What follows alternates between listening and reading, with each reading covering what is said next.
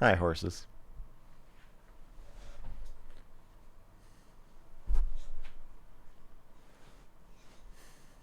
I'm a slacker. I'm a known slacker.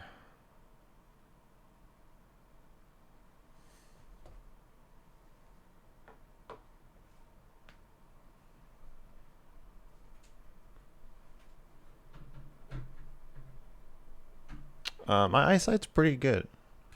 It's not terrible. I think I'm not supposed to drive without glasses on, but I probably could.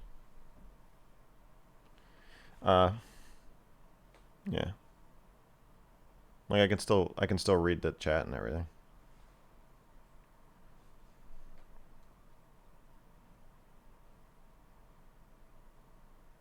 Why didn't you just start 3 hours early? Then I would really be on time.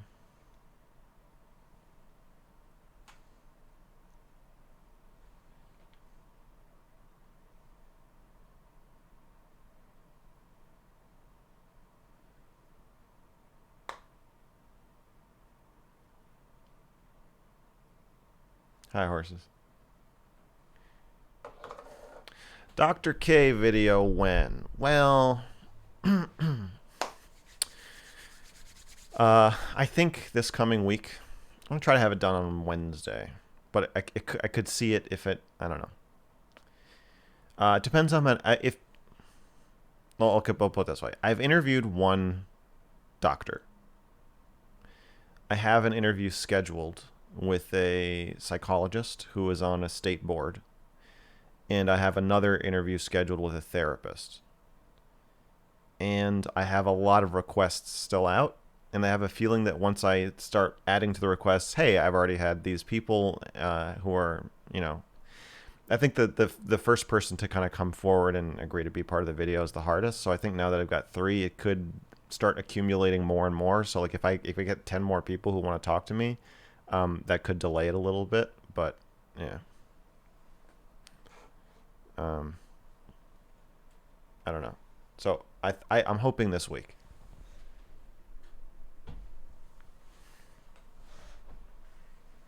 But I don't know for sure. But that's the plan. The plan is like Wednesday or Thursday.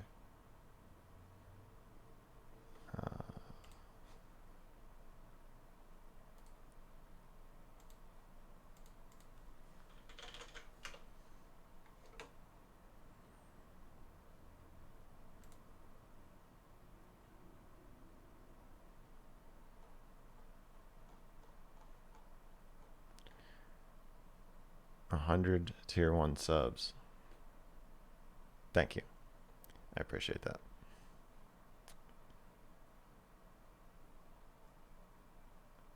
How would you recommend someone to get caught up with your content? I've been watching some of your recent VODs, but haven't seen much past your conversations with Destiny. Ooh, what's the best way to start with my content? I would say the main channel, definitely, mrgirl on YouTube, is kind of the core of the content. If you want like video essays with movie clips, there's a series called mrgirl Splaining. If you want more kind of serious, semi-educational content, the two big videos are the Black Lives Matter narrative and the gender narrative, which are still like opinion pieces, but with a lot of information in them. If you want rap, you could listen to my rap album on Spotify or YouTube. What else? What else have I made? I feel like I've made a lot of videos. There's a lot of videos of just me like talking to the camera about various like ideas. Um, there's a video called Hand Washing Instructions. Oh yeah, the album's called Boundaries, the rap album. There's a video called Hand Washing Instructions that I really recommend. Anybody who hasn't seen it should check it out. It's a think piece. It's about 2 minutes long. Yeah. I don't. Does that violate TOS? Has anybody seen? I could play it right now. Has anybody seen my hand washing instructions video and can tell me if it violates Twitch TOS? Destiny's chat is begging me to moderate. I don't know what that means. You're a spicy guy. Thank you. Appreciate that. Hand washing is safe.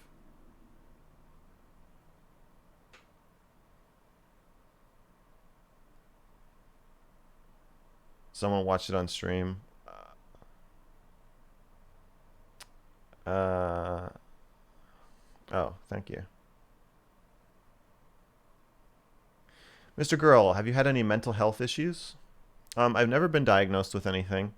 I tested as I had to prove I don't have mental health issues in order to be allowed back into school after I got arrested in college. So I had to be evaluated. All of my I took a personality test called the MMPI, and I was within the normal ranges of everything, but I was slightly high on paranoia and naivete, meaning I'm not good at deciding who is trustworthy and who is not, basically, and those test as the same. So like if you think everybody's against you, it's the same as thinking nobody's against you. Basically, you're like radar for when you should trust somebody is like a little messed up.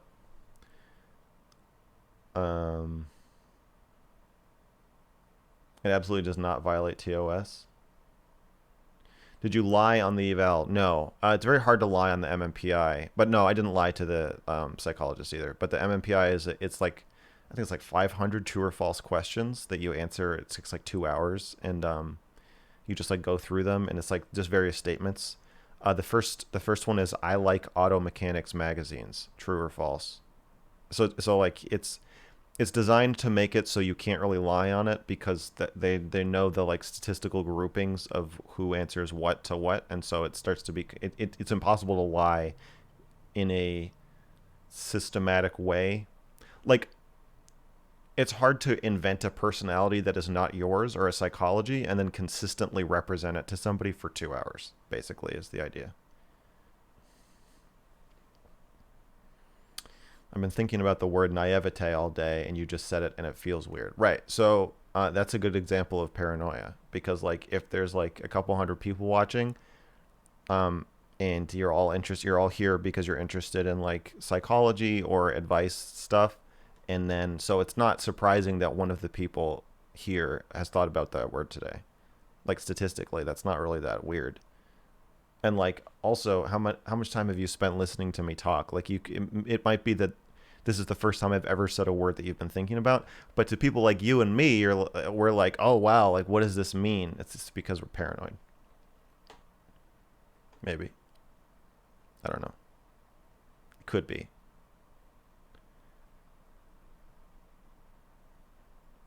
I think you've mentioned Coleman Hughes before. Are you a fan? I don't think I have mentioned him. I think I DM'd him asking him to talk. Oh no, maybe somebody brought him up in it. Yeah. I don't know if I'm a fan. I'm interested to talk to him. I haven't watched enough of his stuff to have like an opinion, but I know I'm interested in talking to him. Yeah. I've been thinking about the word Mr. Girl all day. What are the odds? Here I am. Why is it when I look at my phone, I usually notice that it says 9/11 more than any other time? Probably because 9/11 was the day that the Twin Towers were destroyed in a terrorist attack, so it sticks out to you more.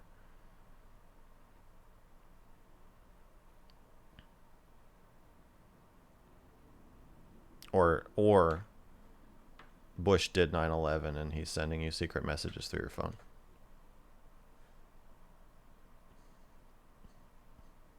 Mr. Girl GG, MMMGGG. I don't know. I think branding myself with the GG thing kind of falsely advertises my content as gaming content, and also makes me a kind of like Destiny, Vosh, Hassan. I think that would solidify me as an orbiter, and an orbiter is a slur that I find very offensive. It's the thing I would like to be called the least.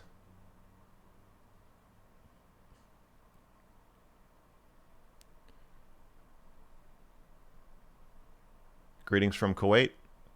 Hello from the U.S.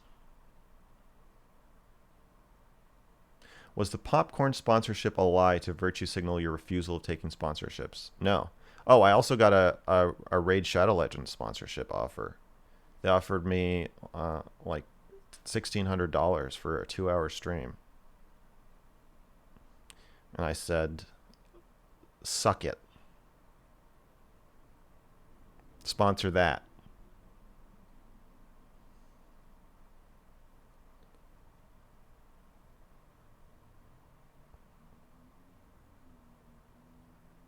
Orbita. Yeah, I said it with a hard R.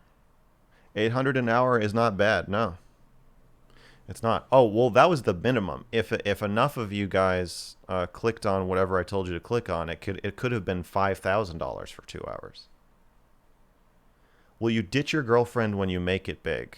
That depends on if she is willing to be my, subservient.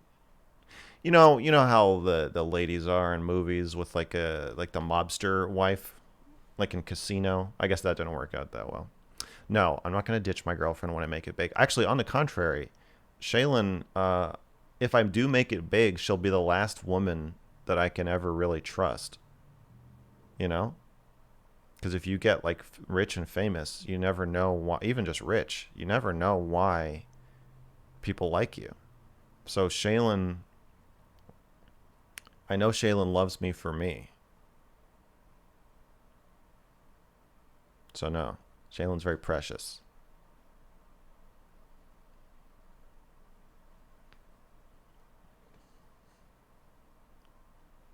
Like Leia and Return of the Jedi, yes. When I go Jabba, Shaylin's going to be Leia. No, yeah, on the contrary, I'm going to use my influence and power to make it so she can't leave me. If you have enough money, you can effectively trap someone as your girlfriend for the rest of your life. Also, Shaylin designs the merch. She's indispensable. That's true. I'm stuck with her, and she's stuck with me. It must be really cool to work at a startup that's drowning in VC cash where you can throw $800 an hour around at nerds on the internet and call it advertising. I guess.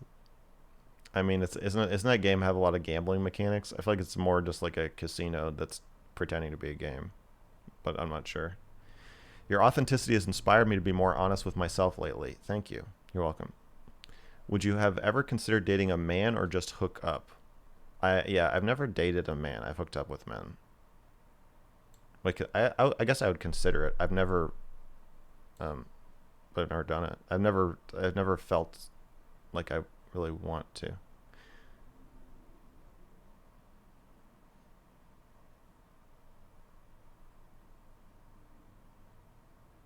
Shaylin, I mean, Shaylin is kind of manly sometimes. So, works for me.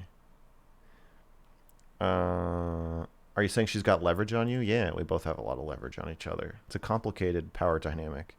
How did you find Outliers by Gladwell? I think I just have heard a lot. Gladwell's books are like the books that people tell you that they're reading. It's a genius marketing because like you just pick up stuff through it and you're like, oh, this is interesting. I'm going to tell somebody this. So I just have heard a lot about his stuff. Mr. Girl does have a Discord. Yeah. Join. If you're famous, you know why people like you because you're famous. If you're not famous, you're never really sure. I never thought about it that way. Yeah, the Discord is having a tough time. I'm trying to reset the tone. People have been complaining about bullying, people being mean, people saying horrible things just to see like test the rules and see what the mods will put up with. And so like I definitely want to have free speech in the Discord. That's very important to me. But I also want people to have good conversations. So I started a civil chat channel that's going to have the same moderation rules as a coffee shop. So basically you can say whatever you want there, but if you say something that would get you thrown out of a coffee shop, you'll get some kind of like warning or penalty and get sent back to the general.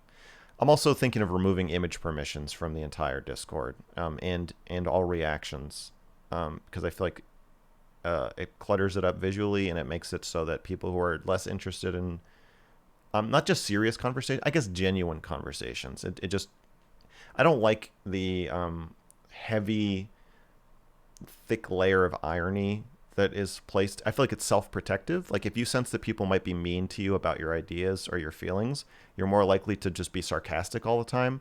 And I feel like that's just kind of the standard Discord interaction, is just people ironically saying things they don't mean for like hours and hours and hours, and it's like it's not what I want. I feel like that doesn't attract the kind of mind that I would like to attract.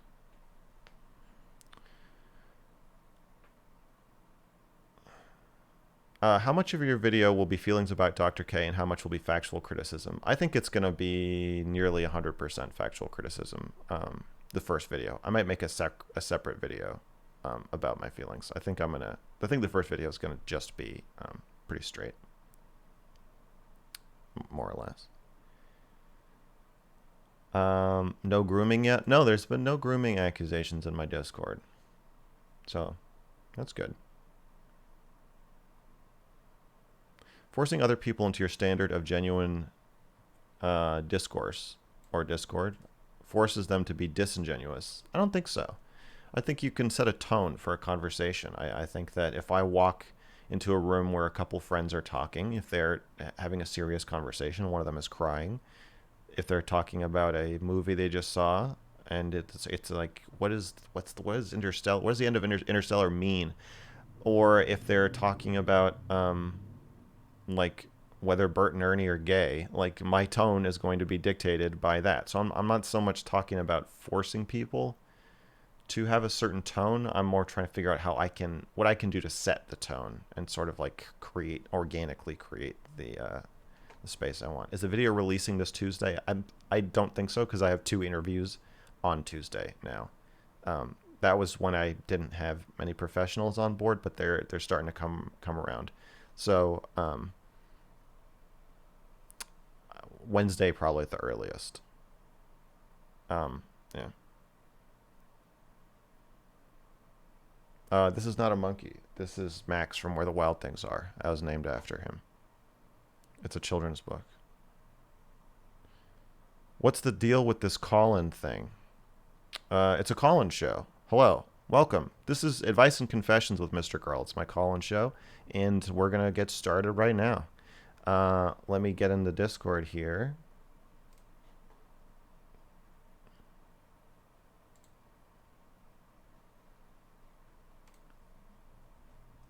I'm just kidding. I'm not reacting to anything. Okay. Get in Discord.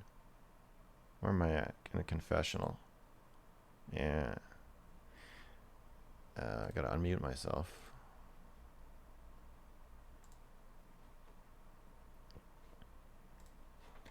All right.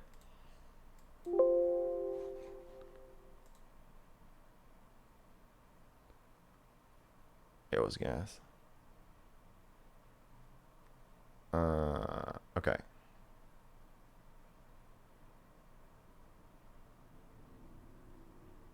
I'm way too invested in this video being a banger.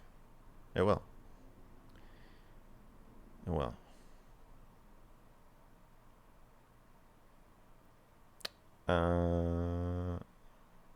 Oh yeah, this monster I've been fighting my whole life.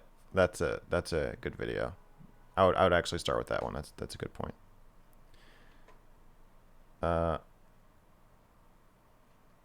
Hey, Mr. Girl, how do you stop caring about the opinions of others? I admire your ability to speak your mind. I do care about the opinions of others. I think it's more that I'm have a tolerance for extremely negative emotions that allows me to ride the waves of like how awful that is to have people have bad opinions about you. More than not caring. I don't think I'm apathetic. Okay. Baby, I'm ready for the first caller.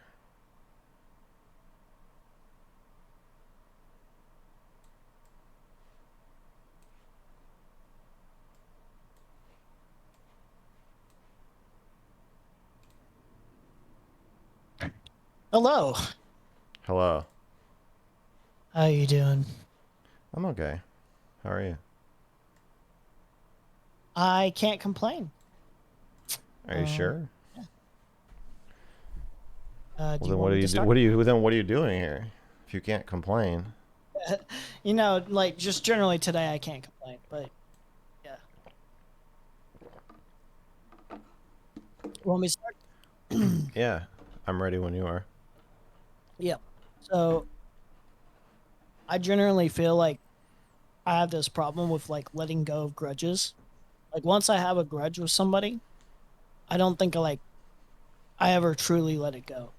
Like for instance, my mom like abandoned me like way back, and like I would visit her during the summers and stuff like that. But like I don't think I've ever like really let that go. I don't think I've ever really forgiven her. Like that's like just one example, for instance. Will you pick one that you want to talk about? Yeah, sure. I can talk about something more recent. So last year I had um an entire like mental breakdown. I I, I was not a good person. I was harassing and stalking at a certain point. Um and I'm not proud of that part of my life at all. Uh, Go ahead. I thought you were gonna say something. I thought I was too, but I decided not to. Oh, but yeah, I had thought I was justified, and to some degree, there was stuff that um these people did that went overboard and definitely hurt me like in major ways. Uh, I don't want to say they made me go crazy because that would just be placing the blame on them. Um, but it certainly didn't help. Um, it was just a big downfall of my mental health and um, my sanity, supposed to say.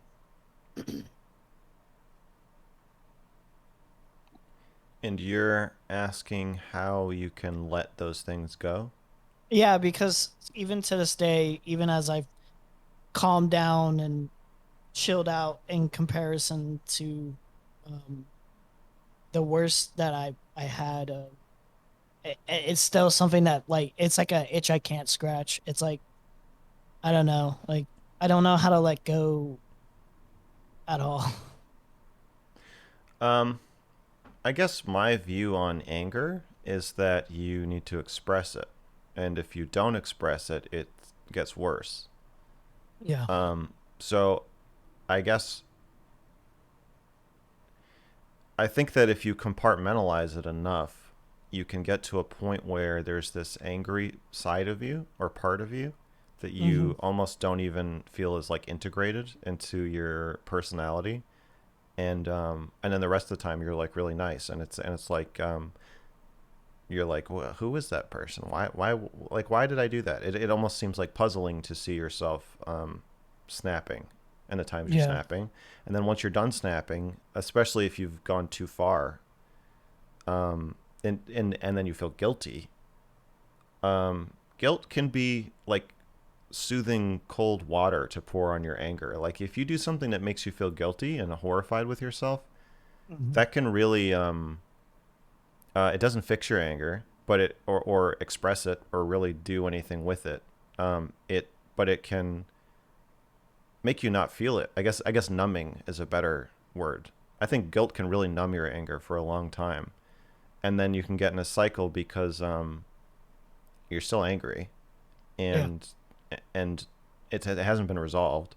And not only the things you wanted to address, they weren't addressed, and but now all of a sudden you are seen probably universally as the bad guy now, and so now the chances that it will be addressed are even reduced, and you're kind of yeah, back where you started but worse. And I think this kind of can lead to like a looping cycle of that'll make you more angry. yeah. What frustrated me um about how I got into the madness, because it's a whole long story. I don't feel like telling, but because the point is, it made me loop. I would try to address something, and then I would feel unheard, Mm-hmm. and I would say that I felt unheard, and then it made things worse basically, and then it causes a whole other issue, and then another issue, and yeah, then it just became like something that I really couldn't let go because it just really hit my own self-reflection, like my it hit my own self-perception of myself. Like I kept on second guessing like every single thing that I would say to anyone, really, like at a certain point, on whether or not like they were lying to me the whole time, or I've been lying to them, or I've been lying to myself. I don't know. Like it's just, yeah, it gets very uh confusing.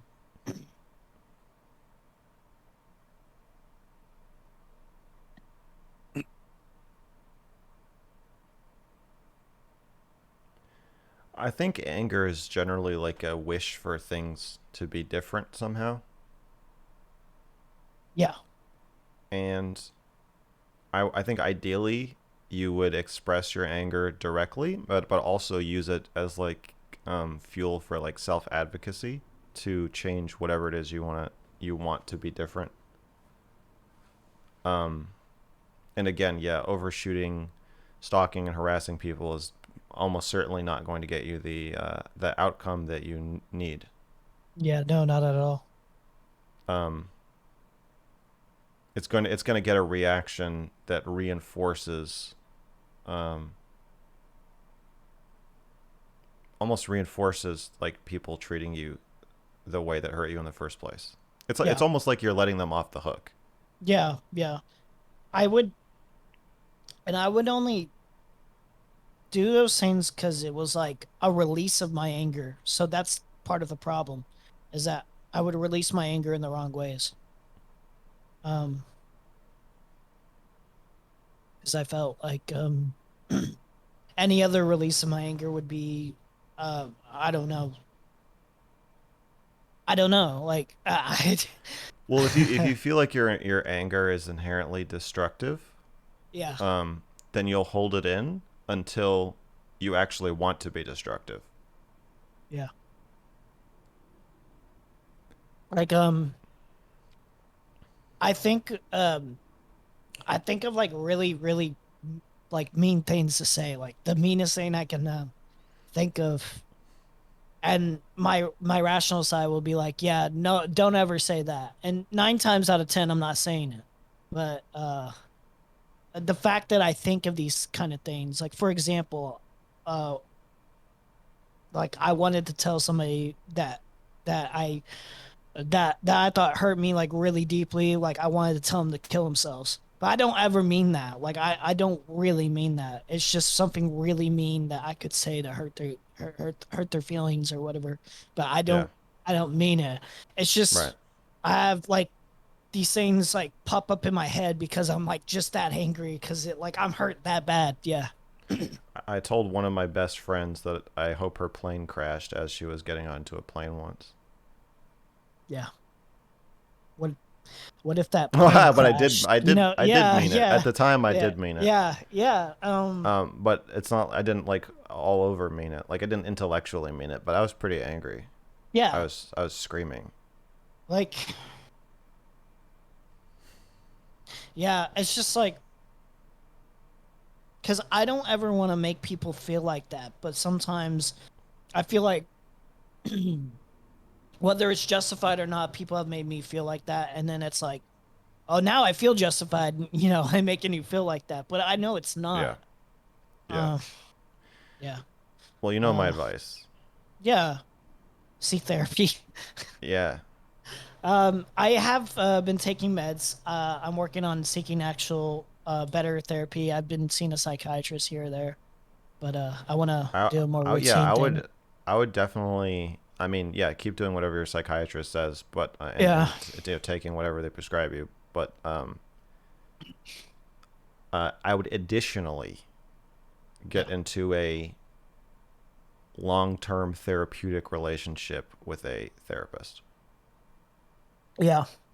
Because It it sounds good. it just Yeah. sounds like, yeah, it sounds like you need someone to kind of go over the bumps and hills with you Mm. and help you figure out um how to like how to like handle the turbulence. Yeah. My impulse control is like really, really bad. Like my willpower is so bad. It's actually surprising to me that I can, withhold some things, here or there. Like, Yeah, they'll be able to help with that. yeah. Um,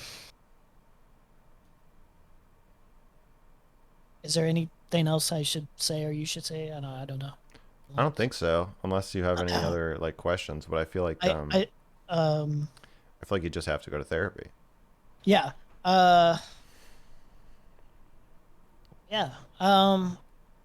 Okay. Thank you. I appreciate it. You're It's welcome. good speaking with you. Of course. You have a good one, man. Okay, you too. Take care of yourself. You too.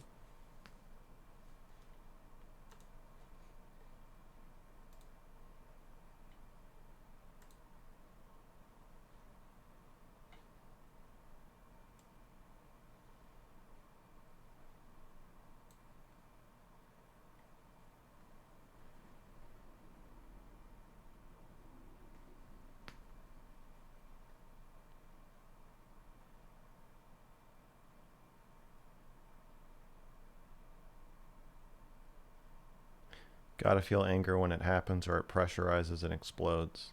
Yeah. Lifting weights is the best shit. Yeah.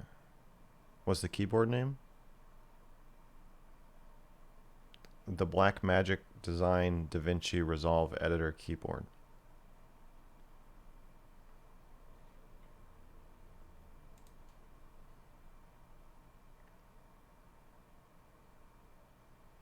If you're angry with people, like the calling lifting is just avoiding. Yes, I agree with that.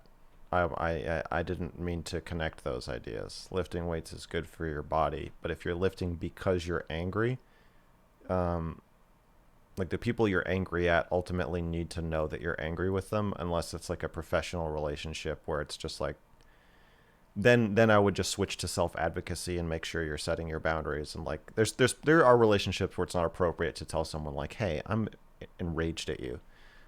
Um, yeah.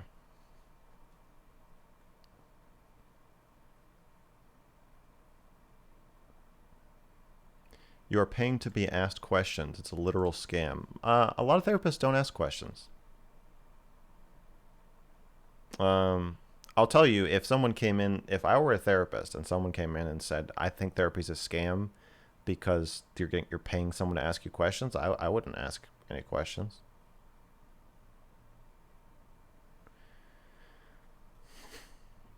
I like Mr. G, but he's acting like Dr. K. Yeah, that's true. Except I'm not calling myself a doctor. I'm not wearing a Harvard sweatshirt. I'm not saying that this is therapy, sort of. I'm not establishing long term relationships with the people I'm talking to. It's anonymous. Uh, I'm not actually licensed to practice medicine. So when I ask someone about their feelings, I'm not practicing medicine, and therefore I don't have to be licensed in this state or the state the person's calling from. I don't have a coaching business that I'm trying to shunt people into, and I don't benefit financially from whatever this caller does after this. But I would say superficially, yes, I'm acting a bit like Dr. K. You should dress up as Dr. K for satire. If there weren't a dead person involved in the story, I would. But there's two reasons. One is the death makes it so that I don't really want to joke around too much about this. And two, I think Dr. K may be charged with some crimes, possibly a lot of them. And um, to me, that takes it's not drama at that point. You know, it's not Twitch drama. I'll dress up as Steven Crowder because whatever I say about Steven Crowder, like I don't think he's culpable in any deaths, and I don't think that he has endangered hundreds of people, and I don't think that he is like behaving incredibly irresponsibly and breaking promises he's kept to the state and to his fellow man. I think Steven Crowder is just like inflammatory, and I strongly disagree with his like seeming political goals. That's somebody I would dress up as, and I will. I will dress up as Steven Crowder, but Dr. K, it's gotten too serious now. At first, I was joking around more because I thought I was just gonna kind of mock his style. Then I was like, I guess I'm mocking his profession, and then it was, oh, I think he's actually violating ethics rules, and then I was like, oh, he's breaking the law all over the place. So, and then, yeah, there's a dead person. So I don't want to get too joking. Did you watch Wreckful back then? No, I didn't know who Wreckful was till a month ago. Do you think therapy can be effective for narcissism? Yes. I think it could be, but not as it is right now. I think it depends on the therapist. Therapists are all over the place with how they practice. There's all kinds of therapy that you can. Every discipline's different. Every person's different. Like you can. I think you can find somebody. Do you think you'll end up being the hero in all of this? I don't know. I don't know. I don't know how people will see me. The video will be pretty serious, yeah. This is a gross offense of the intelligence trap. I don't know what the intelligence trap is. So apparently I haven't fallen into it. It's if you're smart thinking something. I like what Mr. Girl's doing though because it's free. It's not free. You have to watch ads, which pay me money, or you have to donate basically to the channel to not watch the ads, which then pays me money. It's not free. I am either making more money. I'm probably making more money than a therapist would doing this. Reaction to your debate with not so erudite. I'm a little miffed with her looking back. I think I was very honest and genuine and vulnerable to the best of my ability, but then finding out that Destiny was feeding her arguments, which she did not disclose to me, made me he poisoned the well, which, I understand. He sees an argument happening, he wants to jump in. I don't blame him for that, but she should not have let him do that. She should have told me that that was happening, and then we could decide together how to handle the situation where she is new to the platform. She wants to grow. Destiny is huge, and he's giving you advice in an argument, and then it makes it so that I no longer know why she said anything she said or what she really believes. And it felt like, now looking back, she was kind of trying to straddle a bunch of positions without angering anybody too much, and that made me feel like I see why we went around in circles then. It was my understanding that he just talked to her after. I don't know.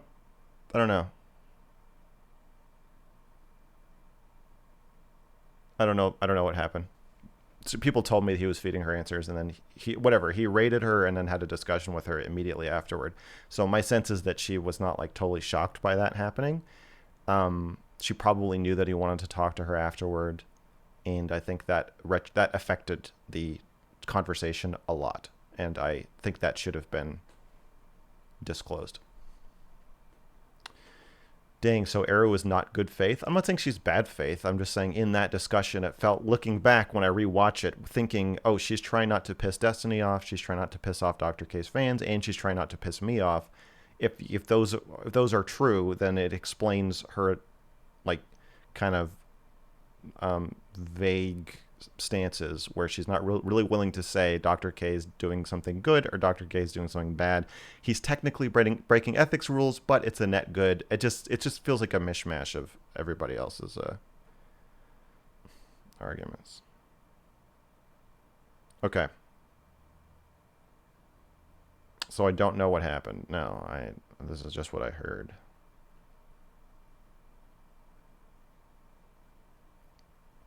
Okay, mental fucking gymnastics. Okay, I was told Destiny was feeding her lines. I have no proof of this, but multiple people told me this.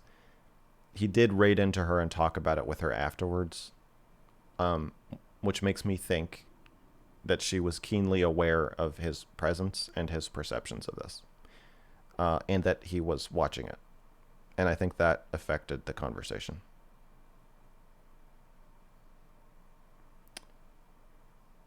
Um, okay. I'm ready for the next one.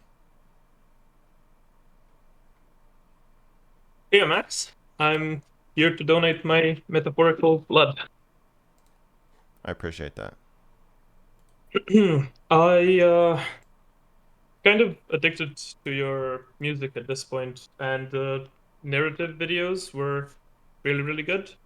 Thank you. But after watching Your Orgasm is Not My Responsibility specifically, I decided to open up to you about this topic, as it's resonated with me. As a fellow people pleaser, so to say. Yeah. I at least I think in society this would be deemed as a sexual issue. I've not ever orgasmed during sex. I would say And that's a sexual issue. well, I'm saying I'm not sure because I don't. It depends on how you look at it. It's not like I can't react when there's another person or whatever. It's more like during the act, I guess. That it doesn't happen. It's more like I don't know, in some porno movies where like basically everything ends and then the guy jacks himself off for like a few minutes and then it's like, oh, it's finished. Yeah. Um, I never thought about that before. I've always thought that was weird in porn movies. The guy jacks himself off, but it never occurred to me that that's because they've trained themselves to not be able to come from intercourse, and they have to jack themselves off. well, it kind of depends on the actor, I think, but Probably, but it's yes. never occurred to me because I'm always like, why do the people watching this want to watch the guy? Like, I know maybe you want to see like the money shot, but like, isn't it weird to just stop having sex suddenly? No, I guess a lot of times they act like they were gonna come anyway, and then they're just doing that so people can see it. But yeah. Anyway, continue. I don't know. Actually, maybe pay more closer attention in the future because there's actually a lot of porn videos out there that are like, no, the guy is just like 5 minutes of the video is just, you know, that at the end. So it's not even pretending to be like right after or anything. Right, right, right. Yeah, yeah. Anyway, yeah, I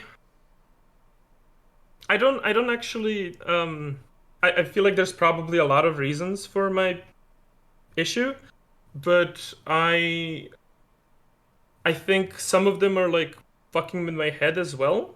Like basically how it is in our current culture. When the man comes, sex is basically over, and it's a pleasurable experience for both parties until that point. You're just pulling the trigger and being like, now I'm gonna have a bit of a nicer time, and then it's just done for both of us. Instead of like, I could probably go on for a bit more. It's gonna be kind of nice. You're gonna enjoy it, and then yeah, I'll figure it out later. You feel guilty? What do you mean? Are you saying like it feels selfish to you? Yeah, it feels pretty weird, especially since you also hear things like whatever protection you're using, specifically condoms.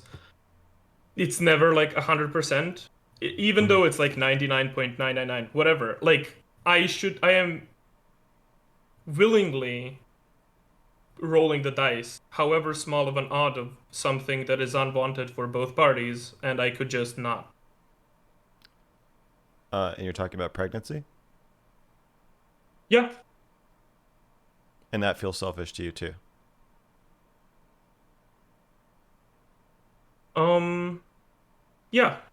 The entire act is pretty kind of selfish, yeah.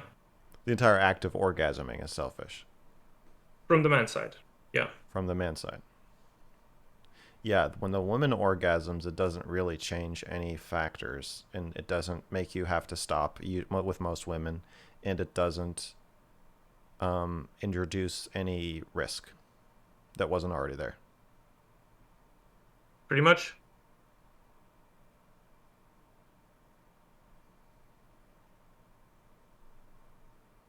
But from what you're saying so far, I assume that you've not run into this problem yourself then? So there's We're no not here to talk experience or about. anything? We're not here to talk about my orgasms. No, I'm sorry. I meant it in a way that I wanted to see if somebody that ran into maybe a similar problem would have a way of reasoning myself out of it, because it feels like it might be a bunch of stuff just in my head. Well, And the problem with reasoning, I think you may have already be trying to reason yourself out of it, and you might be intellectualizing this a bit much. It is like it could just be that you the things you're bringing up, they're not unique to you orgasming. So I know you're thinking about them, but the question is, are you thinking about them because you already have problems with selfishness? Are you thinking about them because the people or person you're having sex with is making you feel selfish? Like, you know what I'm saying? Like, it's a your explanation does not stand on its own. There's some emotional or psychological component to it that you don't seem to understand. And well, I guess you said you're a people pleaser. Um, but I don't know. Is it like, you know what I'm saying? Like, there's a lot of other things that could be contributing. So there, you can't reason yourself out of this. It's going to be more complicated than that. fair enough. I mean, then to guess the advice is go to therapy. That's correct. But I'm interested in talking about it more if you have some other. I mean, yeah, the advice is go to therapy because you don't know why you're feeling what you're feeling, and I don't even know if you know what you're feeling. Um, like, sometimes it's easy if you switch the genders to understand a situation. So imagine if when you have sex with a woman, if she can't get pregnant unless she orgasms, and she has to, if she orgasms, then you stop having sex. Would you think she's selfish for wanting to orgasm?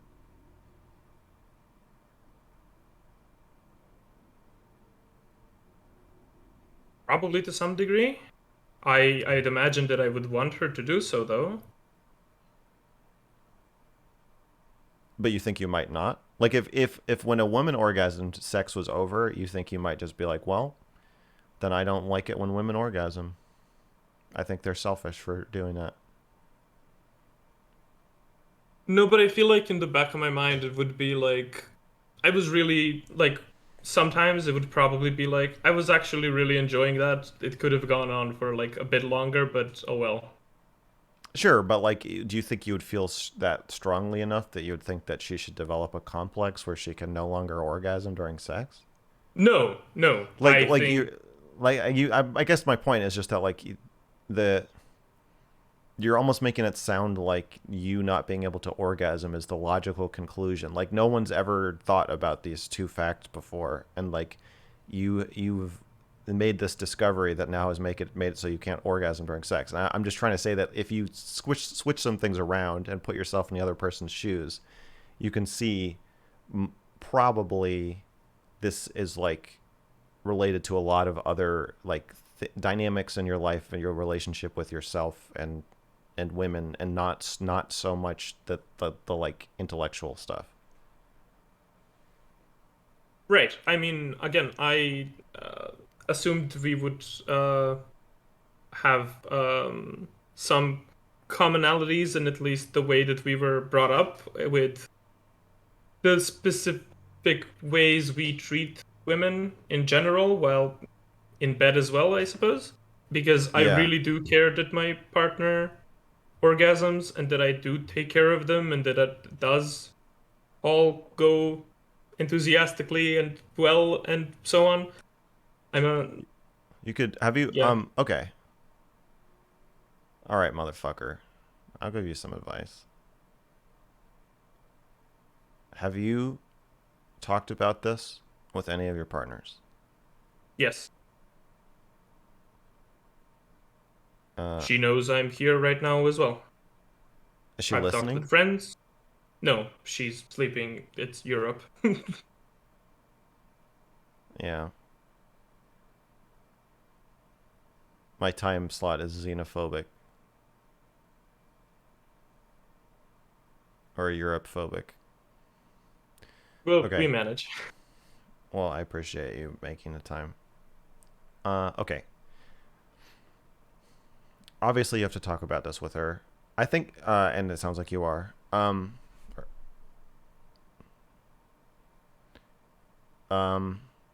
what's wrong with being selfish during sex? I think that's the hurdle that I feel like there's compounding factors and then that reasoning on top that's basically start just justifying it. But I think there is something that is just my justification of something that I am not aware of, as you said yourself. I just haven't seemed to get over it yet.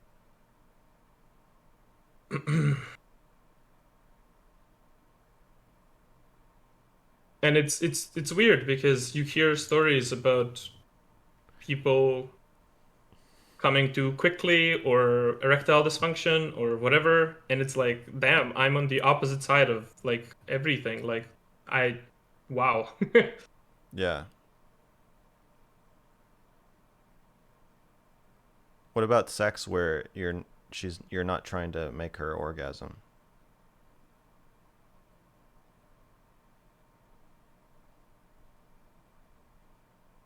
Like, I have you had sex where you are just trying to make yourself orgasm and not trying to make her orgasm?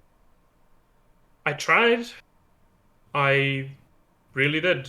For an entire sexual encounter, or you're saying after you've taken care of her?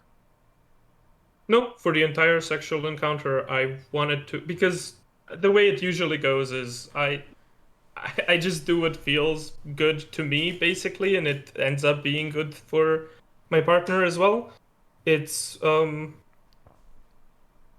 it just feels like whenever I see that I'm kind of getting myself going too much, that I something in the back of my mind just catches up with me and pulls me back. Do you talk about it during sex?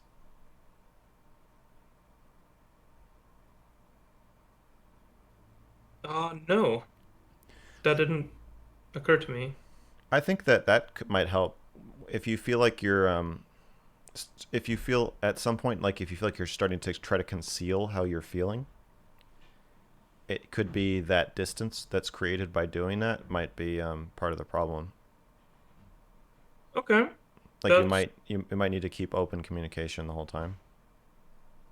I mean, we talk during sex. It's just not this specific topic, but that's definitely something to try. I'll keep that in mind. Thank you. You're welcome. That is, yeah. Okay. Sure. Um, But the answer might also not have anything to do with sex.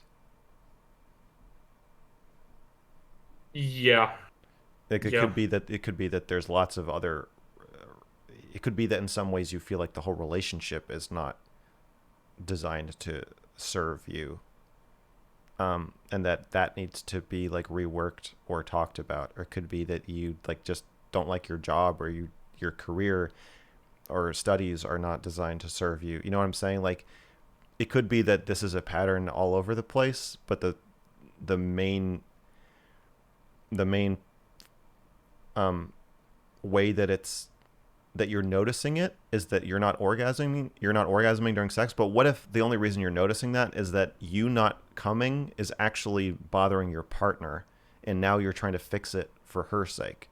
Like this could just be the tip of a huge iceberg with a lot of implications about your life, or it could just be that you need to keep open communication during sex and like understand that it's like maybe you need to burden her a little bit with your anxiety during sex. Um, so if it's the first one, I don't think that's going to be obvious to you or even recognizable. So that's why I would say you should go to therapy, because it could be that you need to look at a lot of other pieces and kind of shift them around before this is resolved. That is fair. Do you have any advice? I've not seeked out therapy ever because most of the rest of my life is pretty fine. Theoretically, Um, maybe it's not sure, though. as far as I know. Okay. Okay. Um, Advice but for I getting mean, a therapist? right, My because my I've advice. heard a lot of people have Yeah. issues with going to a person and not liking them and then finding another one, and that sounds like a horrifying experience. It is pretty horrifying. My advice for going to therapy is the same as the advice I just gave you about sex. If you don't like something that's happening, just tell the person. Because a lot of people will go to therapy and think that they're there to get approval from the therapist, or to please the therapist, especially a people pleaser like you or me. And I would pivot hard in the other direction. And if there's anything, if it's boring, if you think they're uninsightful, you think their questions are stupid, you don't like the way their office smells, you think their couch is uncomfortable, or the chair, or whatever, just be fucking constant real time feedback about what you think of the relationship, how you think it's going, and everything. I think that will help you figure out a lot faster if they're the therapist for you.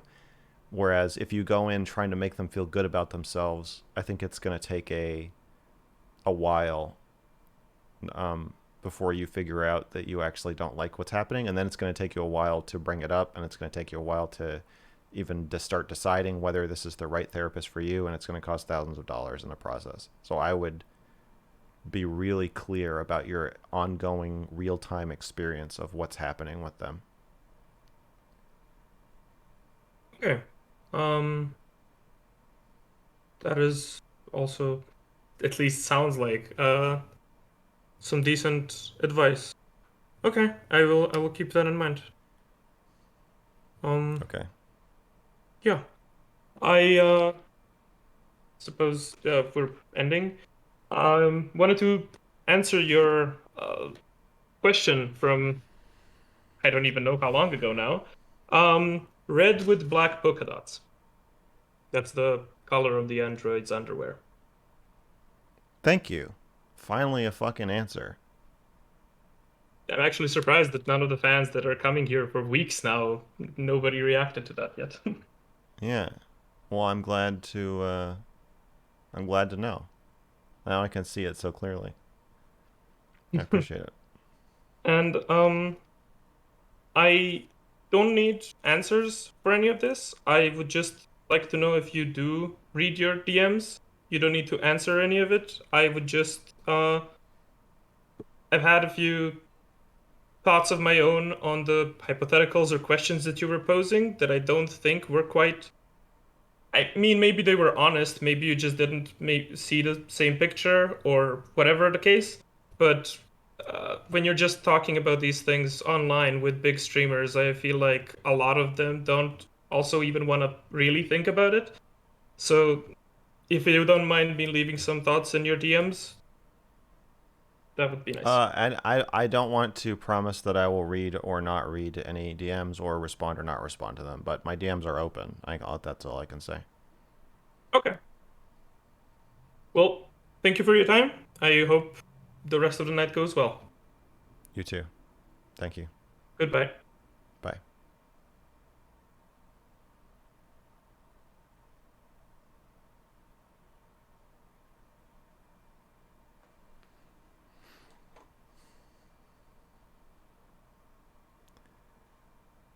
Be mean to your therapist. That's what I'm saying. I'm so angry at Dr. K that I'm going to wage war with all therapists and just tell everybody to go ham on their therapist.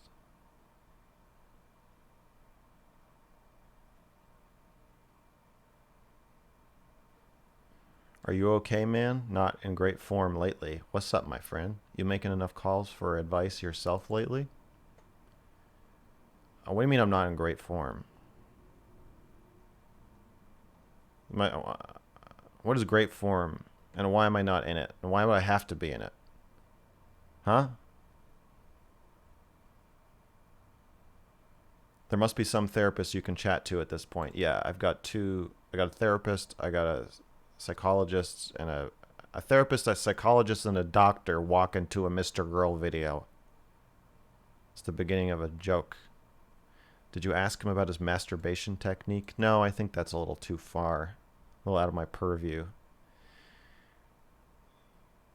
Do you really think that about all therapists? Is your anger going too far then? It's not that I think that. I just think it's a trap you can fall into with a therapist if you go, especially a people pleaser. And so I did see a little bit of myself in this guy. And you walk in and you pick up on what the therapist wants to hear and you tell them what they want to hear. And who doesn't want to get paid to hear compliments about themselves? You know, it's an easy trap. I think it just ends up, delaying your care. Will you release the raw footage from watching their recful videos? I think so. Who said I wasn't in great form? Doctor or something? You're not responding. I mean, I want to know the answer to my questions. Dr. K, the raid boss. Yo, I don't think he's ever going to talk to me. You have any therapists disagree with you on Dr. K? No. I have never had a licensed therapist disagree with me on Dr. K. No, every single one I've talked to has been horrified. Part of the reason they don't want to be in the video is because they're so horrified that they think there's going to be some kind of fucking court case or a lawsuit and they don't want to be involved in it. mrgirl, if you could fuck any historical figure, who would you fuck? Joan of Arc.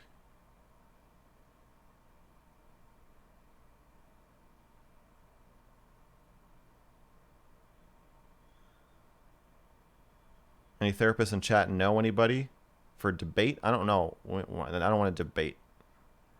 I don't want to debate. I want to interview. Not So Erudite is not a licensed therapist. She is an addiction counselor. But I believe she will be a licensed therapist one day. And if she still, although she also agreed that he broke the ethics guidelines, and I assume she would agree he broke the law. She does not agree with me on whether or not what he's doing is like good, though. Well, I'm an unlicensed therapist, and I disagree with you. Well, thank you.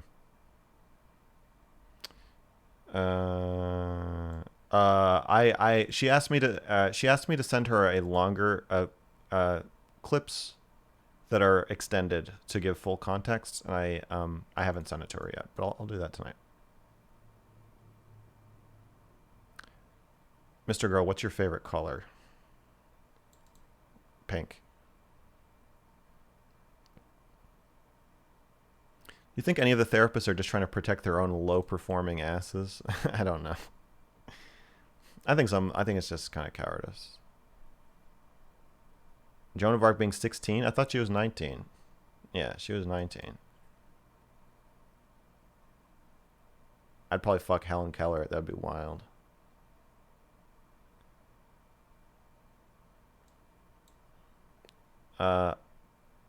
Okay. Baby, I'm ready for the next one.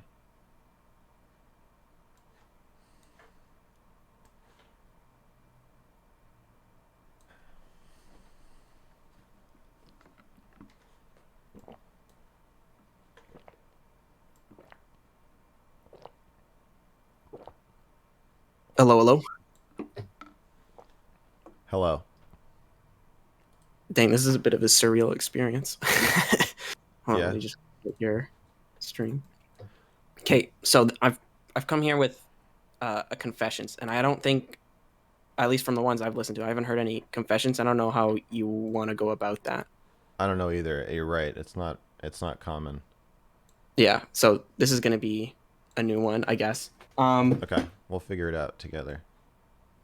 Okay, now it may not seem that big of a deal, but it is to me, and pretty much just kind of what this confession is for. And okay, I'm just gonna come out and say it.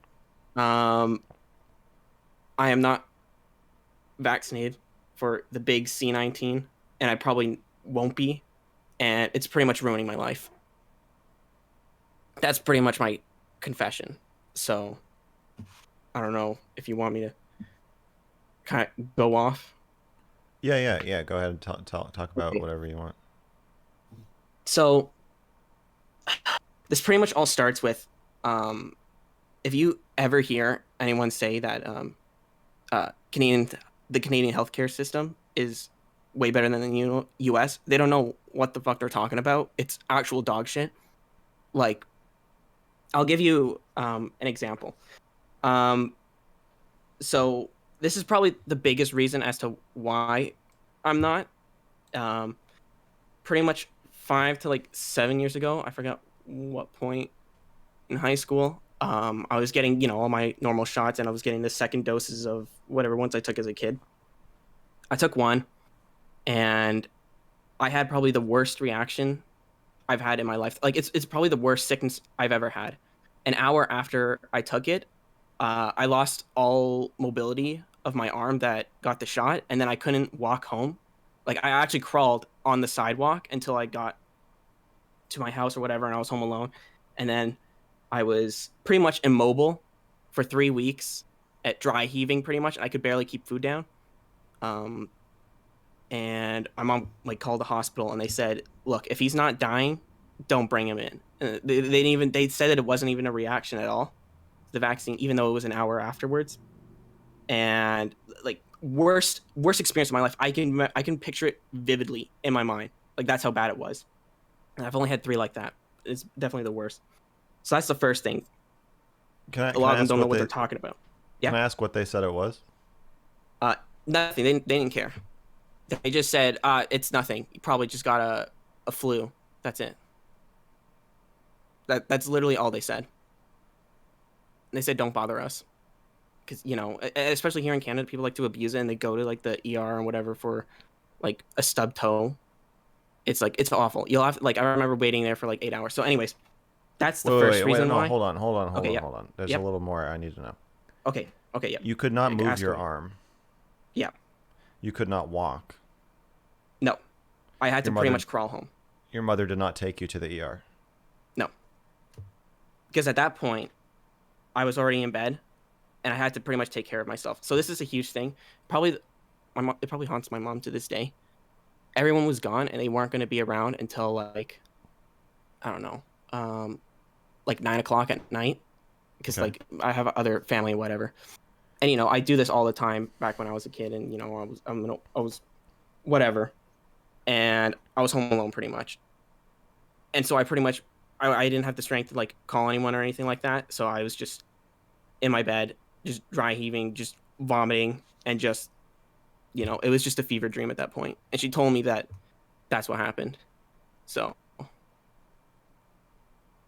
like that's Okay. probably as much as I can give for that. But Okay, look. Normally, I'm not going to push back on anybody's confession, mhm. but I also don't want to spread vaccine disinformation. I understand that this has nothing to do with COVID-19. This has to do with my personal health, because this also goes into something else too. I understand that, Like, but your story also has like implications in it about a vaccine reaction that okay, we don't know what it was because Yeah, you didn't well, go to, we did this not is- go to the ER.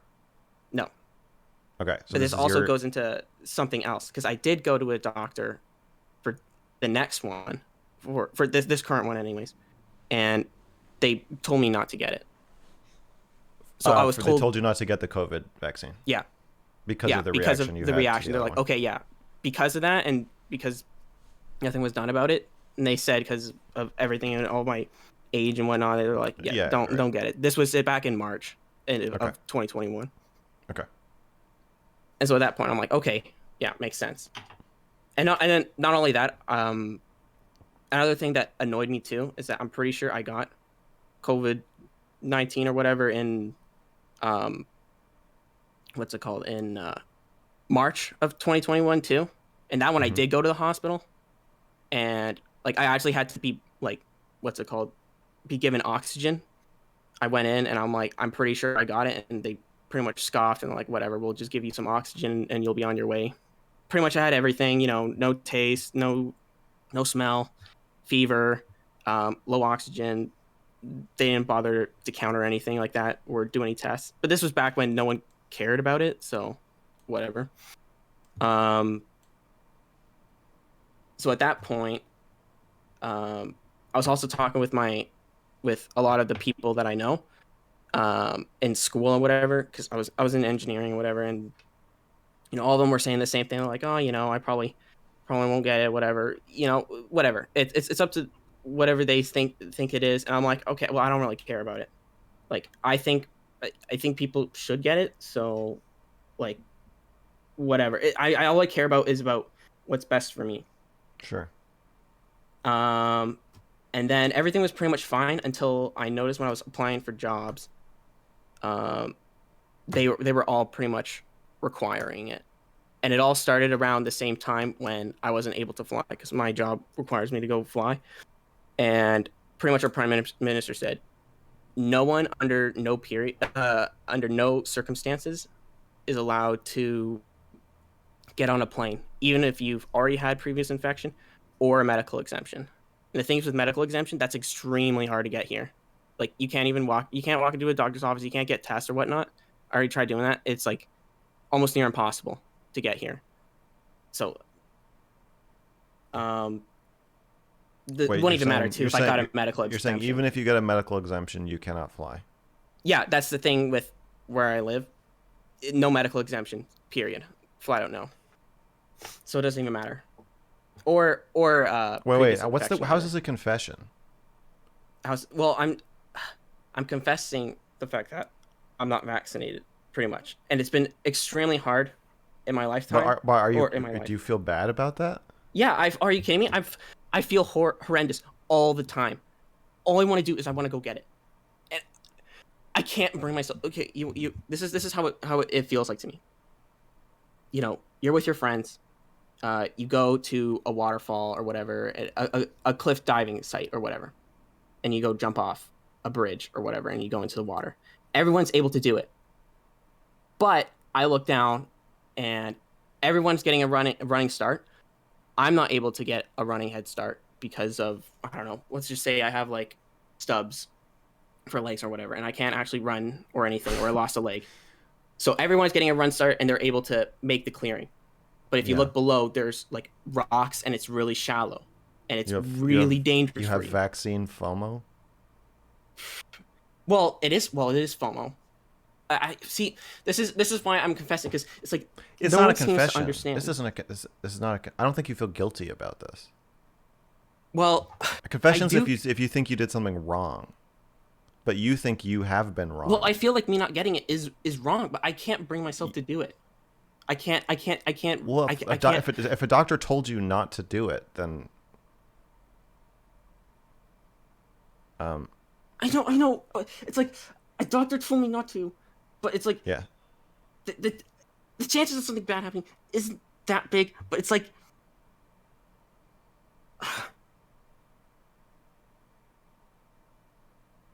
sorry, it's. You're worried your future is being derailed by this? Yes, pretty much. Yeah, pretty much. And it seems like example here, no one seems to like understand, like, because all I get told all the time of how much of like a piece of shit I am for not doing it, and they just tell me it's just a simple shot. Are you scared of shots or whatnot? I'm like, oh my gosh, if it was a placebo, I would take it in a heartbeat. I would honestly, I don't care at all. Well, yeah, you're not scared of a needle. I wish I could do it. You're scared that you're going to have a bad reaction. Yeah. And a doctor told you that you should be scared. Yes, pretty much. I'm pretty much told, like, sorry, I gotta bring my heart rate down. Anyways, yes, pretty much that's it. And usually, when I try to explain it to anyone, and the fact that I even have to explain it is extremely annoying. Like, for me anyways, just because the fact that they're like, oh, well, I don't believe you. And it's like, I don't know what more I can do. Like, I would and not push only that, for like a note or medical exemption. If the doctor find the doctor who told you not to get the vaccine and get them to put that in writing. I think that might help you at least like emotionally. yeah, that might do it. But then it doesn't really fix, I guess, my life or whatever. Because you know what, if I was able to do anything with that medical exemption, I would 100% be going out.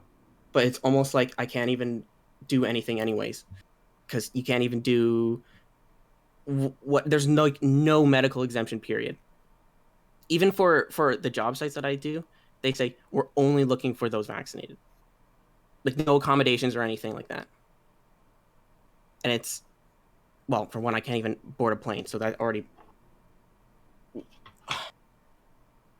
I don't know enough about Canadian law to really respond to these points, but Well, I don't really know if there is a way to respond to. That's why I kind of said it was a confession right, instead because of there's nothing advice. you Because can. I'm not There's really nothing. looking for advice. I'm more just confessing about how immense guilt I feel about not getting it, and everyone telling me how I'm a horrible person for not getting it, and it haunts me.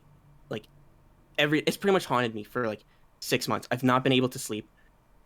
I could barely. I don't even want to sometimes leave the house. I had an interview recently. All right, wait. Hold and on. The reason I'm giving you advice is because you're like also describing like psychological symptoms that do not logically follow the situation. Like it Okay. sucks for sure, and like I understand, but you're also saying you are so anxious that you need to calm your heart rate. You're saying you can't sleep. You're saying like I you didn't ask for advice, but I think you should go to therapy. But therapy is good for a situation where you can't fix the law, and a doctor told you not to take the vaccine. So all you can do is fix your reaction to what's happening and how well you can thrive emotionally and mentally in the conditions that you're in. And that's that's the exact thing therapy is for, is helping you adapt to your environment and also helping you learn how to change your environment in ways you maybe haven't thought of. Yeah. And you just seem like desperate to talk about it, and I think you should go to therapy and talk about it. And like they'll be able to help you like make sense of this. Pretty much. Well, that's kind of why I came on here anyways, as a confession, because of exactly what you said. Because I feel like this might be a way for me to like actually like get it out and tell, almost like put it out into the world about it. Because like I always have to hide it from anyone. I lost a couple of friends because of this, because I told them, and I'm scared of that ever happening again. Yeah. And so pretty much I have to live with like almost like being like I want to hide everything, and like any situation that it might come up I have to like hide, because I don't want to deal with the vilification, the saying that I'm a horrible person. It's like, oh my gosh, if only. Sorry. Anyways, yes, pretty much this is one of my. I thought this would be a good idea to just come on and just say it outright, just for my ease of mind. And if I can overcome this, then I can at least have control over that. Because I honestly I have an analytical mind. I have a plan about everything that's going on and whatever. Yeah. Like I don't think the world is gonna end. It's almost like a roller coaster. It's like I have everything planned out, everything's fine, and then another minute it's like a roller coaster of emotions where it's like, oh my gosh, like my life is ending and I can't do anything and Yeah. my life's pretty much ruined. Yeah. You're not very adaptable to sudden changes. I'm not very, like how people would describe me is I very much plan ahead, and it's very hard for me to go beyond that plan. because like my whole life I planned like I've got like this, I've got a backup plan, I've got whatever and whatever, and right now I'm on my backup plan, and it frustrates me. Yeah, but I also don't like living with everyone hating me. Shaming you. Yeah. Yeah, pretty much shaming me for like something that's almost out of my control. Well, people would say it's in my control, but then in another situation, If a doctor's telling you not to, I mean, I don't see how. I don't think much of this is in your control. From what you've said, if everything you said is true, it doesn't sound like much of it is in your control, and it sounds like you need to learn to cope with things not being in your control better. yeah, Therapy. yeah. Oof. Well, that's a mixed bag too. Well, actually, you know what? Maybe this I do have some advice for this, anyways, for Okay. this part about therapy, Okay. because I don't think because I have gone to therapy twice. Yeah. First Okay. time was pretty good, and then Yeah. it did exactly what it needed to, and Okay. everything, whatever, it was ended on a good note. Everything was perfect again. Yeah. And Yeah. second one was a university one, and it was I want to say it was bad, but Yeah. it was ended abruptly because I had to move or whatever. But I didn't feel like it was exactly how you said, like the therapist seemed like extremely like didn't care or whatever, and that's when I was like clinically like diagnosed with like stuff or whatever that's like hereditary in my family. But I think the biggest one for me has to do with like my dad, because like he's like severe. Like I like when I mean like severe depression, I mean like I don't know, I forget what it was. It's not bipolar, but like he is extremely depressed and paranoid about everything, or at least he was. He's getting better now, but I don't know what's going on with that. Um, and pretty much when COVID happened and we all had to move back home, I had to pretty much move back home. My dad's been unemployed for like like 4 years or whatever, and that was really hard. I had to live with 2 years with him being pretty much like a zombie.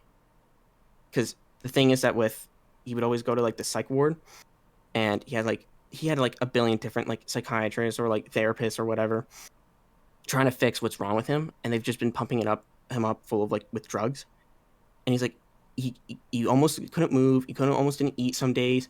He was just shuffling around, um, and they would give him like electroshock therapy. Like it got to that point, and I'm like, it was so bad. And then it got to a point where I probably won't say that this part in detail, but like he had an incident. So Listen. they've been working on it for buddy. 3 years. Yeah. We're getting into murky territory here. Yeah. That's I'm not gonna go into detail with that. Anyways, You're already going into detail. sorry. I think for your best interest, you should stop telling this story. Okay. Sorry about that. No, that's okay. It's my job to. Sorry, I didn't mean like derail with that. Not at all. It's my job to stop you. So I have to stop you. Okay. Yeah. What?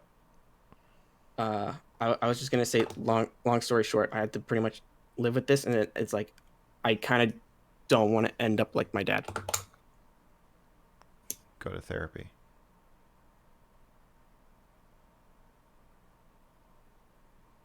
You need help.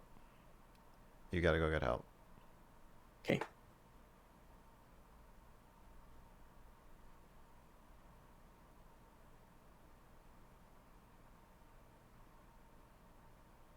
Sorry, I probably shouldn't have said this. I didn't mean to do that. I thought it would be No, you don't have to apologize to me. I just want you to get help.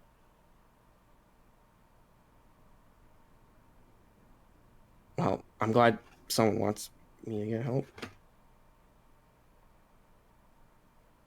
Hopefully that makes two of us.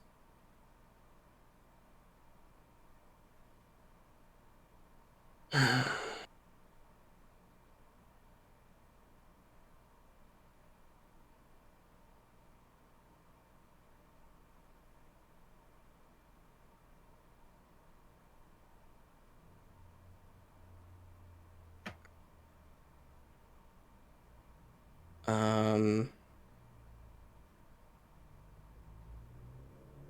Well, I want to say, I guess before I go, um, unless you have anything else to say other than uh, therapy, I'll definitely look into it.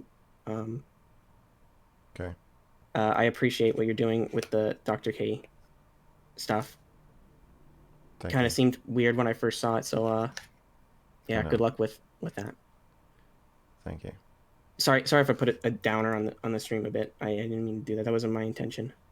Yes, it was. That's good. That's what you needed to do. Sorry. I thought your intention was to put it out there, which is inevitably going to put a downer on the stream, but that's, that's okay. That's what you it's not cheerful advice and cheerful confessions. That's not what the show is about. Right. Well, I was kind of hoping for it to be a little bit better at the end, if I'm being honest, not just spiraling. Anyways, yeah. Uh, But thanks. you are spiraling. That's why you need to get help. Yeah. Yeah. I will say I feel a little better, but yeah, I'll go to therapy. Good.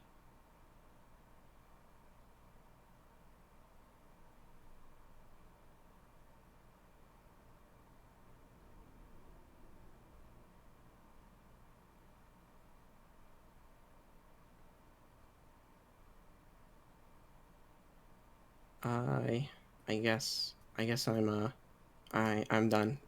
Thanks again for your time. You're welcome. Bye. Bye.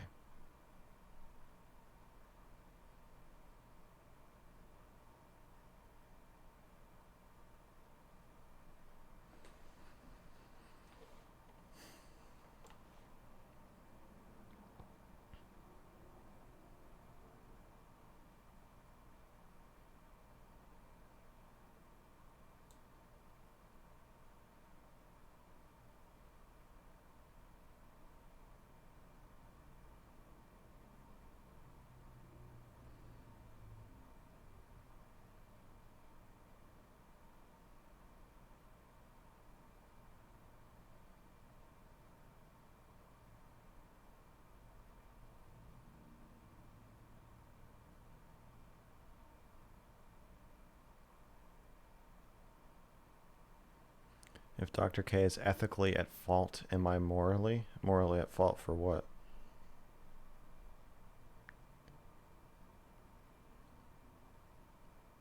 Having a call-in show?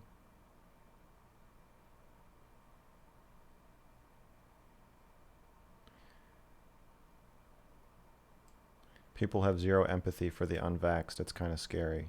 Yeah. I think that I don't really understand why that is. I'm very pro-vaccine, obviously, but I do have empathy for those who are not.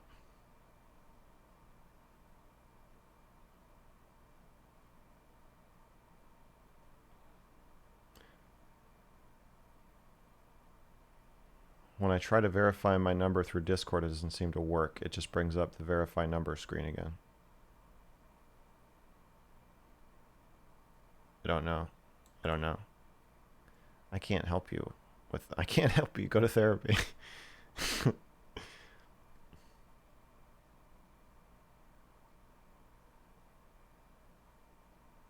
Feel like this sort of call will be used against you and seen as hypocritical. That's okay.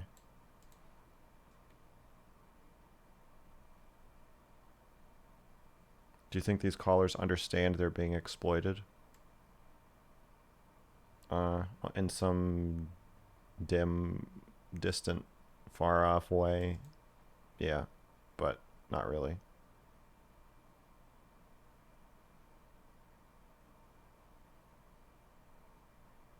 Would you make a go to therapy emoji? I think Shaylin's working on a shirt. But yeah, go to therapy emoji, emote. Shaylin, make the go to therapy emote. She's working on it. Is that a Black Magic design keyboard for editing? Yes, it is.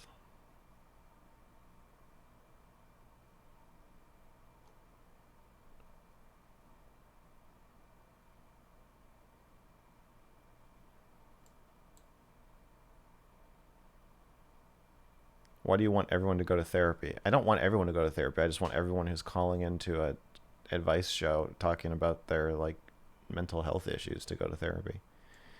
Do you ever suggest someone not to go to therapy? No. You know what? I do want everyone to go to therapy. I think a therapist should just be part of life. Whether you go weekly, monthly, yearly, whatever. I feel like the world would be a much better place if everybody had a therapist. I take that back. I do want everybody to go to therapy. But I particularly want people who seem like they're open to getting help with their issues to go to therapy, for sure. Have you fed Shaylin yet today? No. Not yet.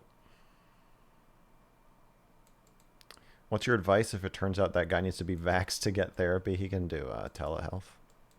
You can do telemedicine therapy. Throw things when you make demands. It will happen faster. Thank you. Are you burnt out and just want to fight Dr. K? No.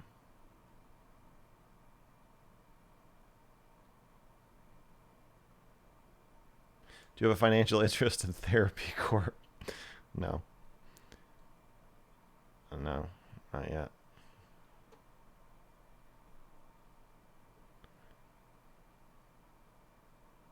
My thought on the moral aspect was that these vulnerable people call in and chat goes nuts on them. They look back at the VOD and that hurts them. Something like that. Yeah.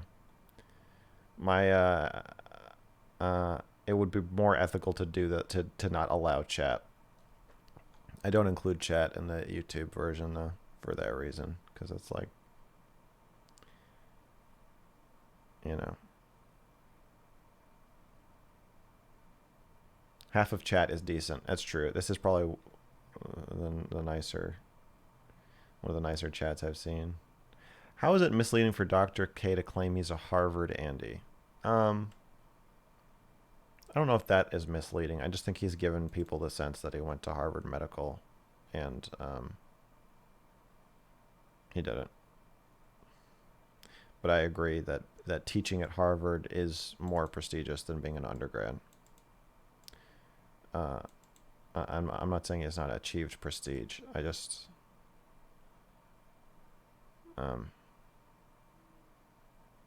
really the least of one of my complaints about him. But I don't like that people think he went to Harvard. Why didn't you continue your schooling for therapy? I think my artistic endeavors would prevent me from being an effective or ethical therapist. The Twitch chat, the Twitch replay, yeah, that's true. Yeah, don't bully the caller. Maybe we should ban people for bullying the caller, or kick them or something. Time them out. Attending Harvard is probably more prestigious than turning your webcam on Twitch. Yes, he has the level of academic prestige Dr. K has achieved is about 1,000 times more than mine. Obviously. All right, I'm ready for the next caller.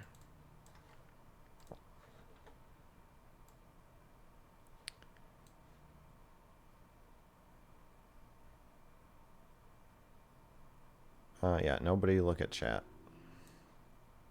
No caller should look at chat. Hey, Max. Hello.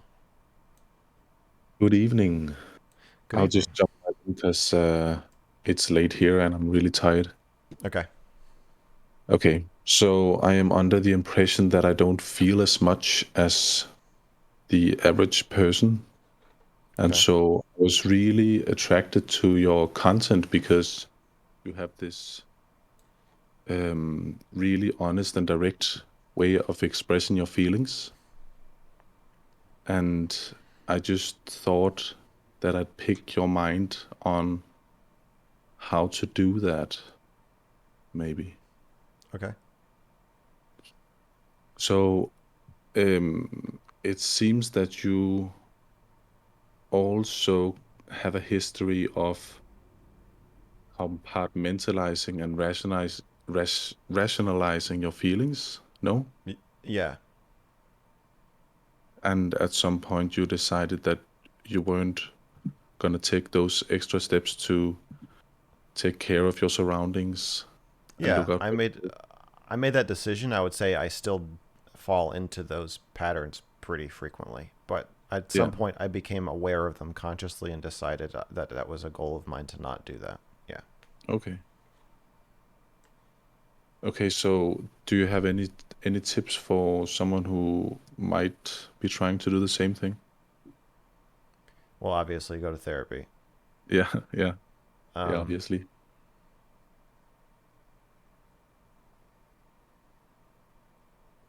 you're holding in your feelings for a reason. Well, I just don't like negative emotions, and I've gotten really good at dealing with them. Maybe you're not dealing with them.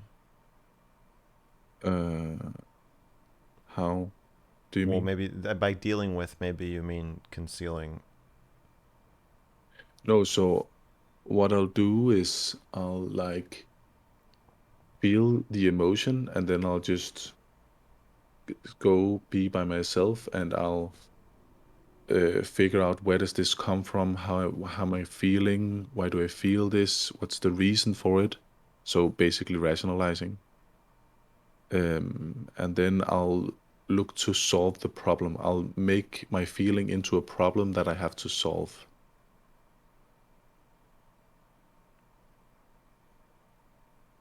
Does it make Um, sense, it does, but or can it's you it. relate at all? Yeah, but it's isolating. Yeah, true, You can't be as close to other people if that's how you handle your feelings. true. And I And guess I'm not. yeah, because then other people, even people who love you, don't know what you're feeling. No, it's very alienating. Yeah. Yeah, yeah, that's where I am too, because actually I don't feel it. I don't think that it's a problem. I like it. I like being able to deal with my emotions this way, but I don't like that it pushes people away. Like people see me, I feel like I'm being seen differently or alienating, if that makes sense. Yeah, it's more controlled and more comfortable, but it's more lonely. Yeah. Mm. I think Yeah. one Mm. problem that I ran into is that I ended up establishing long-term relationships with people who cannot tolerate the emotions of others. It Mm. was like my friend group had made like, and my family had made like a pact that no one was really ever going to express their feelings. Mm. And so then when you change, you're breaking the pact. Mm. And Yeah. so then it's like if you're changing because you're lonely, but the process to get less lonely means that you're going to alienate all the people who depend on you to go. Every time you get angry, they depend on you to go be by yourself, and they depend on you to not talk about it. I don't It's think like, that's a problem for me, though. It doesn't seem well, like the that's people around me don't like it when I express emotions. then why don't you? Um, I guess it's just really basic. Like I have an intense, unpleasant emotion, and Hmm. then I deal with it effectively, and then I feel I better. Yeah, I understand your process, but I'm asking how you arrived at that process. Because I'm sure you know people who do express their emotions more openly than you. Yeah. So why don't you?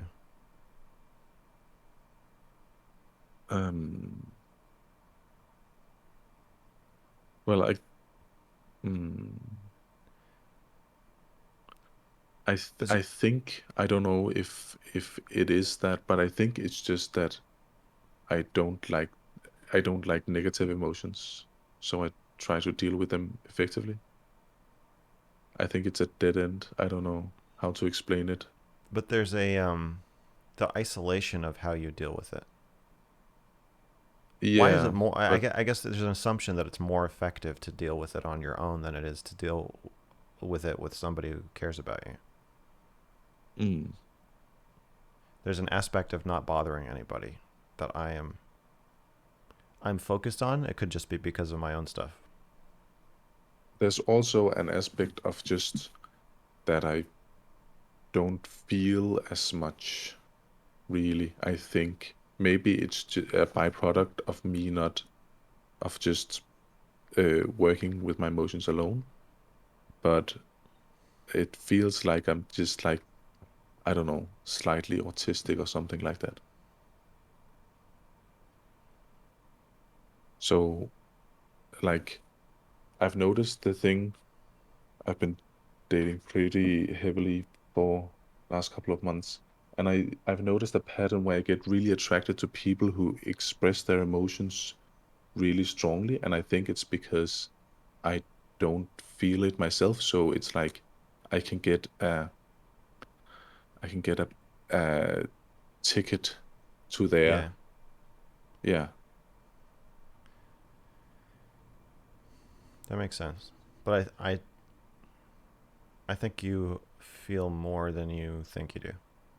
Okay. I think it's in there. Okay.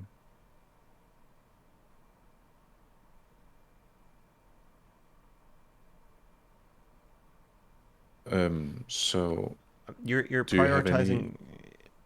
Yeah, you're prioritizing like peace as like your Yeah, goal. yeah, a But lot. I'm very invested in just keeping peace and harmony. Yeah. yeah, so you're deprioritizing intimacy and the process of doing that. Intimacy in this case being other people knowing and feeling your feelings the same way that you're saying you feel the feelings of the people that you're close with. It sounds like you don't get to have that the other way around, where someone will ride that like emotional roller coaster with you. It sounds like you just ride theirs, Yeah, and there's something lonely about that. But in exchange, you are keeping the peace. I would look at true. your family, where you learned whatever other people in your family who are not like you, who need a peacekeeper there to kind of keep things calm. Like you might have been doing this job a long time in your life, like in between other people, and now maybe you're doing it within yourself. But I don't think it's like a inherent like neurological thing. It sounds Okay. like um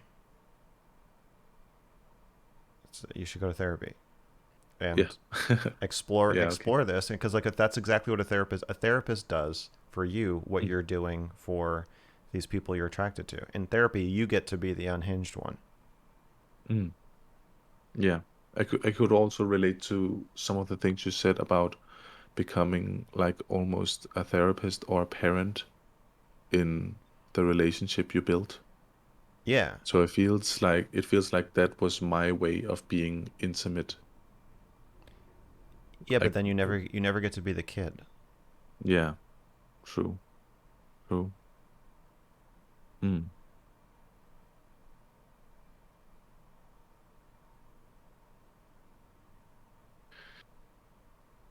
Yeah, okay. So Well, I think a therapy relationship would be good because it would be a way to have like a relationship where you get to be as childish as you want. mm, yeah. I guess I don't have problems being childish, but maybe, yeah, yeah, maybe it is better. And it's someone you can't take care of because you don't even know what they need. I mean, you can try, but like you don't even know enough about them to try to parent them. Mm, Like you can, and so you can try it, but it'll be much harder to kind of maneuver into that position. And like their job is to prevent you from doing that and to remind you that like this is about you. This is about your feelings. We're making space for you, and kind of keep you in that place that you should have been in growing up. Yeah. Um,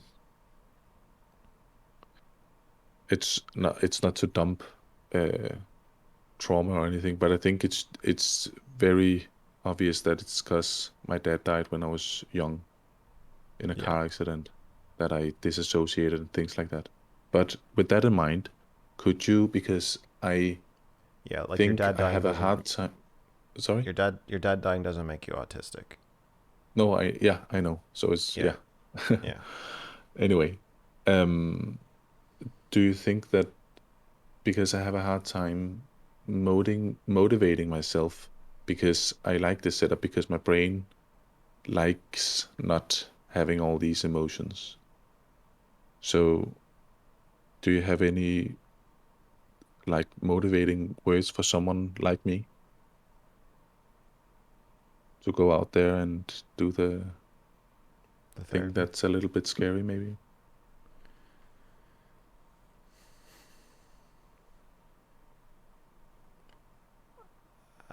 I don't think so. I think what you're going through is you are whatever adaptations you had to make Mm. as you get older are becoming increasingly uncomfortable. And I Mm. think seeing my content, probably having someone else vocalize being super uncomfortable and with that exact same thing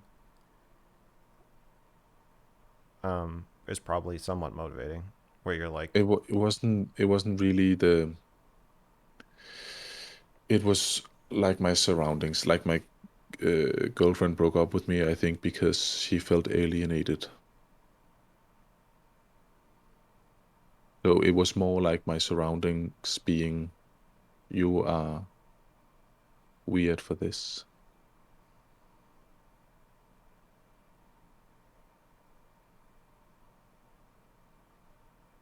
if all you know how to do is be someone's parent or therapist and they want a boyfriend, that's, yeah, that's pretty motivating. Yeah,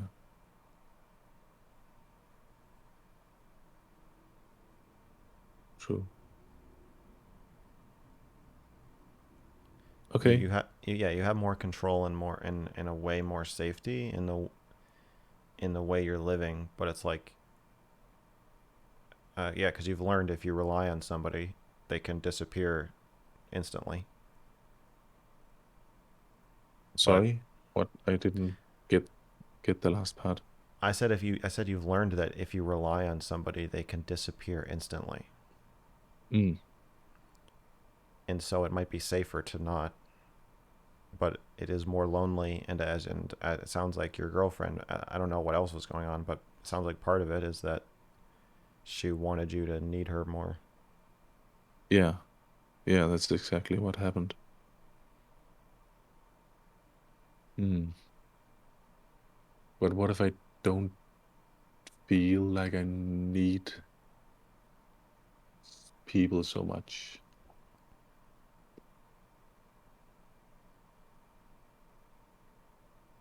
Is there anything wrong with that? Feeling independent? No, but the problem with it is it sounds like it comes from a place of self protection after trauma, Mm. Yeah, okay. and maybe not just self protection. Mm. Mm. There's only something wrong with it if it's not true, and I suspect it is not true. That I'm I think independent? yeah, I think you do need Okay. other people. So you can see from my point of view the problem if somebody who really needs intimacy with other people believes that they don't, because then your needs aren't Mm. getting met. Mm. But I feel like I can be intimate with people. I'm really good at forging bonds and building trust and being being intimate with people, really. As the caretaker. But that's easy. If you offer people if you say, hey, do you want to be really close? Also, I won't ever get mad at you or burden you with my feelings. If I get angry at you or upset, I'll just go to a different room and take care of it. At first, that is a very appealing offer to many people. Mm. If you start relationships out with like, hey, if I get mad at you, I'm going to look you in the eye and tell you I'm mad and demand that we talk about it. You might find there are fewer takers, but it could be better for you. Mm. I guess I'm just saying I wouldn't take other people's eagerness to get close to you to mean that you are that doesn't mean you're comfortable with the kind of intimacy that I suspect you might need. Mm. You're comfortable with a certain kind of intimacy. Yeah. Okay. I can see that. You're not Okay. comfortable with the kind of intimacy you would experience in therapy.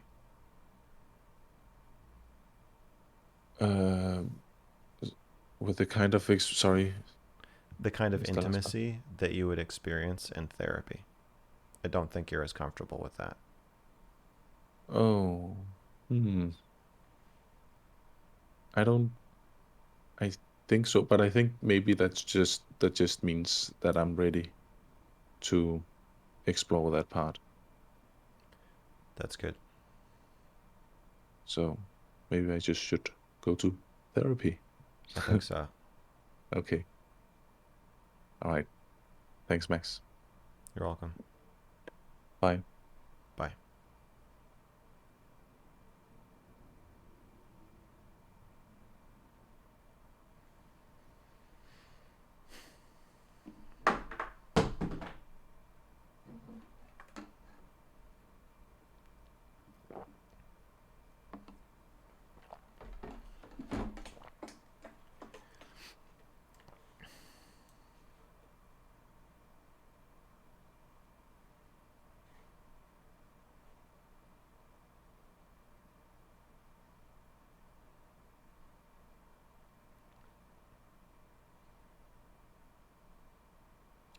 I think another angle to approach this call would be about being a better friend. Sharing your emotions and feelings and failures with others allow them to open up to them. If they can see you with your guard down, they will trust you with their problems.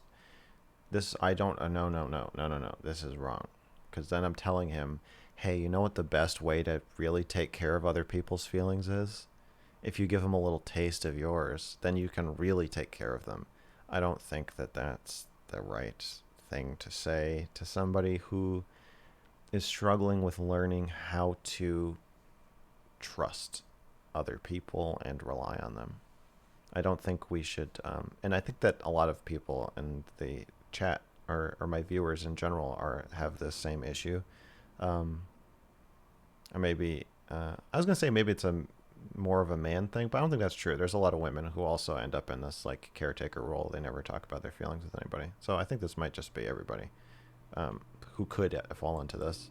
I don't think convincing yourself that like I'll take care of myself because it's me taking care of other people. I feel like you have to learn.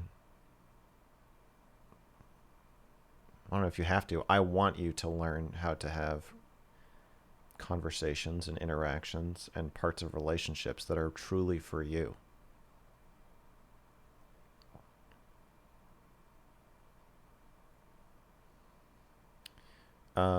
Plus, intimate friendships are just so more fulfilling even if you are not needing help. Don't do it for yourself at the start, but I promise it will pay off. To gain trust, share your own failures. That builds trust. Yeah, I agree. It's not that I disagree with what you're saying. I just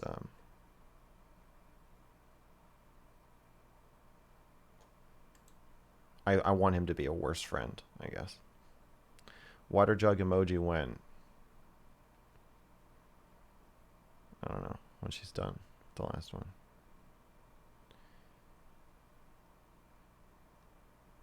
No disrespect, but I feel like you need therapy, bro. How long has it been, Max? I actually don't discuss my mental health journey publicly. There's too many people peeling at the edges of my privacy and boundaries, so I don't talk about my you know, my confidential shit.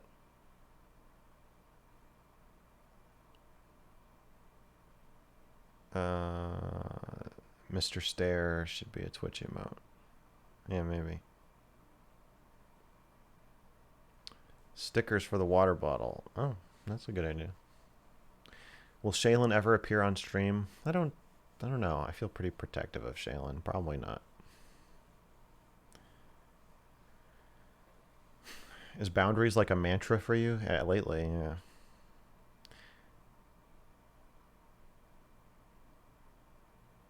I hope you found new things to Destiny, but checked out your website recently, and damn, you're an artist. Hope that stroke your ego, but your website is way better than your streams. It's actually my main channel. All the videos on the website are on my main channel, which is just mrgirl on YouTube. Yeah, my main stuff is well, not a little more artistic. It is a lot more artistic because it's not just me sitting at my computer. Is there a Discord? There is. You're welcome to join it. Fake porn ad with Shaylin. Okay, right. Yeah, like the fake porn ad with Shaylin is... there's a big difference between making like a funny, artistic, weird, whatever video and being exposed to chat. I really don't want to put her in a position where she's responding to chat or seeing chat in real time. It's I mean, you see what happens to streamers. They lose their minds. It's not good for you. It's pronounced mantra, not mantra. Did I say mantra? Well, thank you. If I did. Are you going to try to do anything artistic with Twitch? Yeah. I'll figure something out. I'll figure something out.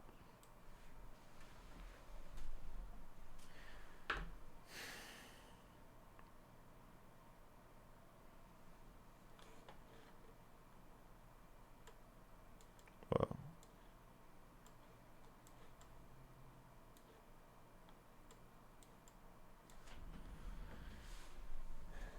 We could do something artistic right now. Oh, you can't hear me. I feel like this would be artistic, you know? I've got ideas. I gotta get some more. I don't know. I've got ideas. We're gonna do some weird shit on Twitch. I just don't know what exactly yet. I want people to know that when they're watching my stream, you don't fucking know what's gonna happen. But I haven't figured it. I don't know. I'm thinking about it. That was super artistic. Yeah. See.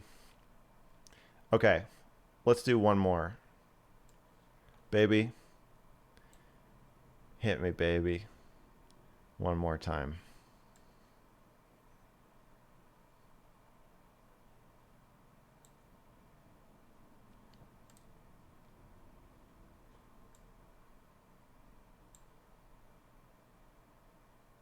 Hello.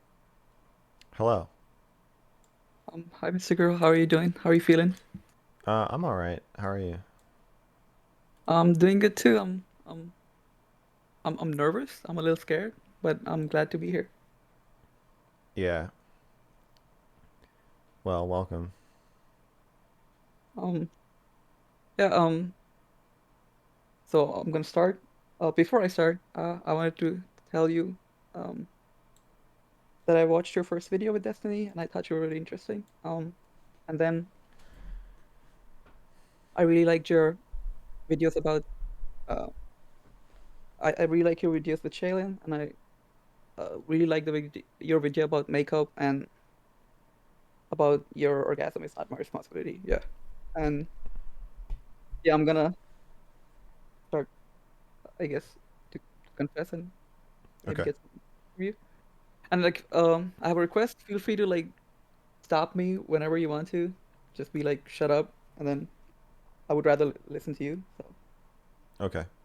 yeah. I wanted to talk. This is gonna be hard for me to talk about.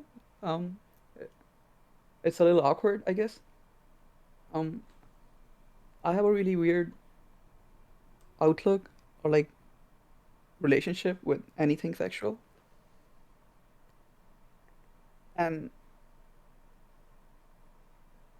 I have been thinking about this for the past week about how like about trying to identify what the problem is specifically, but I have like I can't like pinpoint what the problem is. I know there's something wrong.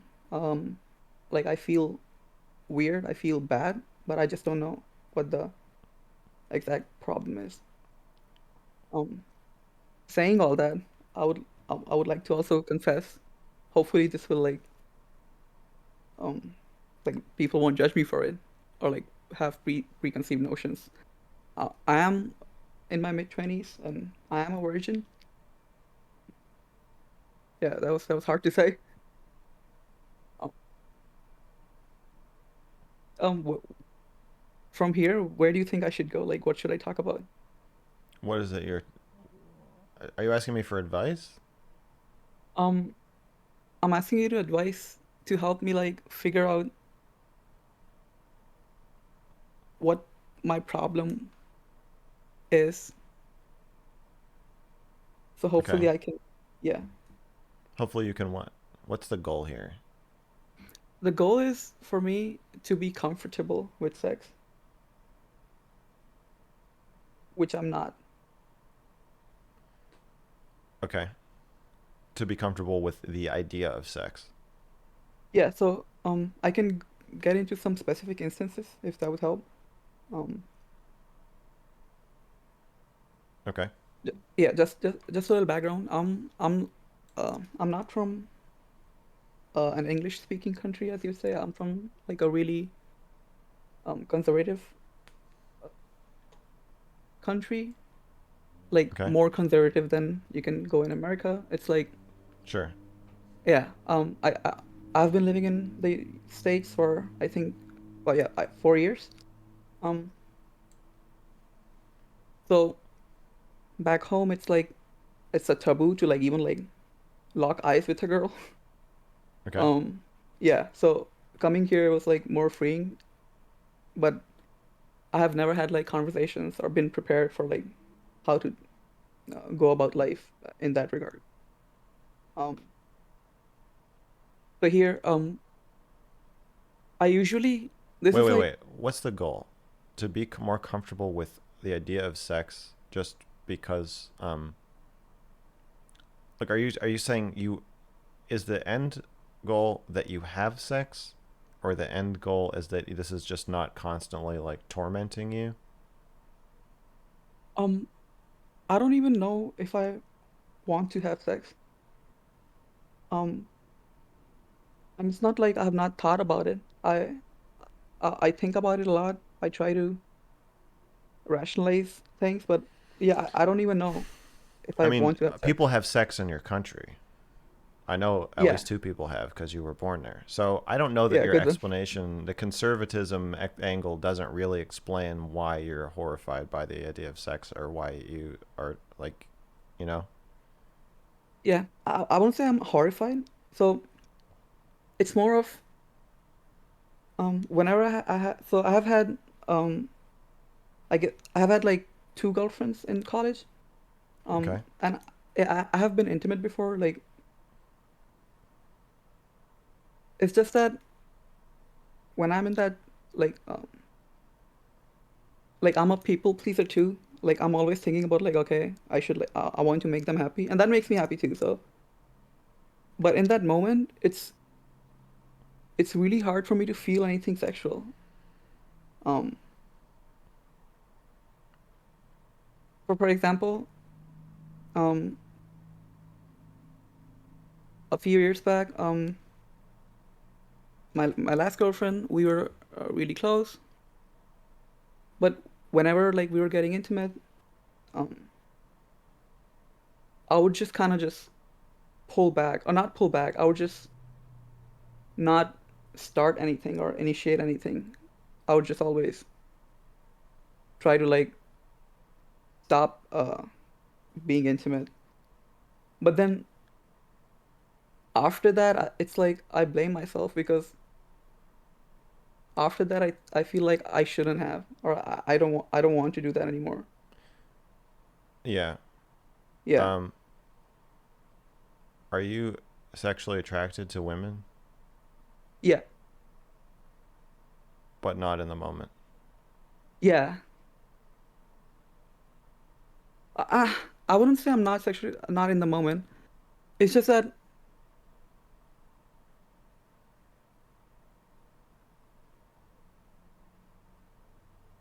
it's hard to describe.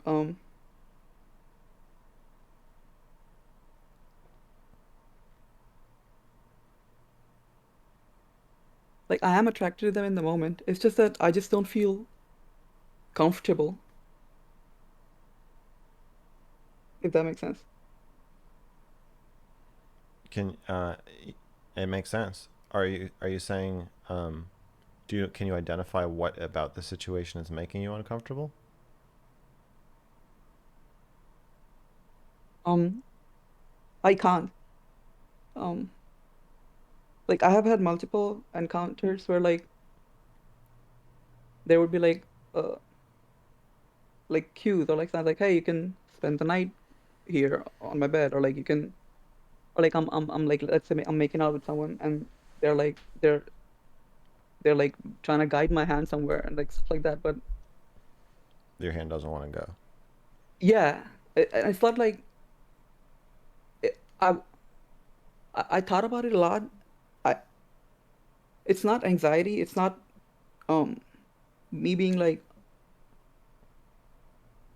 It's just at that moment I don't want to, but then as soon as it's over, I did want to. I don't know how to fix that.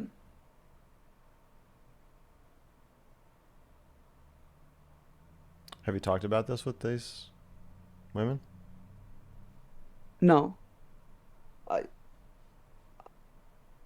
I have one time I brought it up. I did not have a good experience. So I feel like it kind of affected me to like not talk about it with the people I'm interested in, I guess. But in the future, I'm definitely planning to. You might even want to talk about it before you get into that situation with the next woman, because it just seems like if you're hoping you can kind of just like play it cool and like maybe this time you'll just be okay with it, that sounds pretty uncomfortable for you.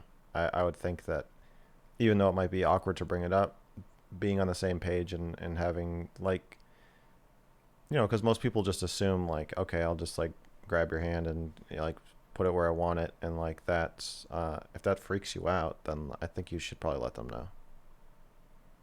Okay. Yeah, you're right. I should talk about it. Yeah. Um, One other thing with this is that okay, I don't know how to make it sound um good. Um, like you have said earlier, like I think I shared the same sentiment. I don't want to use the word hate, but I'm just gonna use it. I feel like I hate women. Um, and I feel like I can't really have a talk with someone in that regard and You can't. be You can. comfortable. You're saying you can't talk about that? Yeah, unless like I'm like really comfortable with them.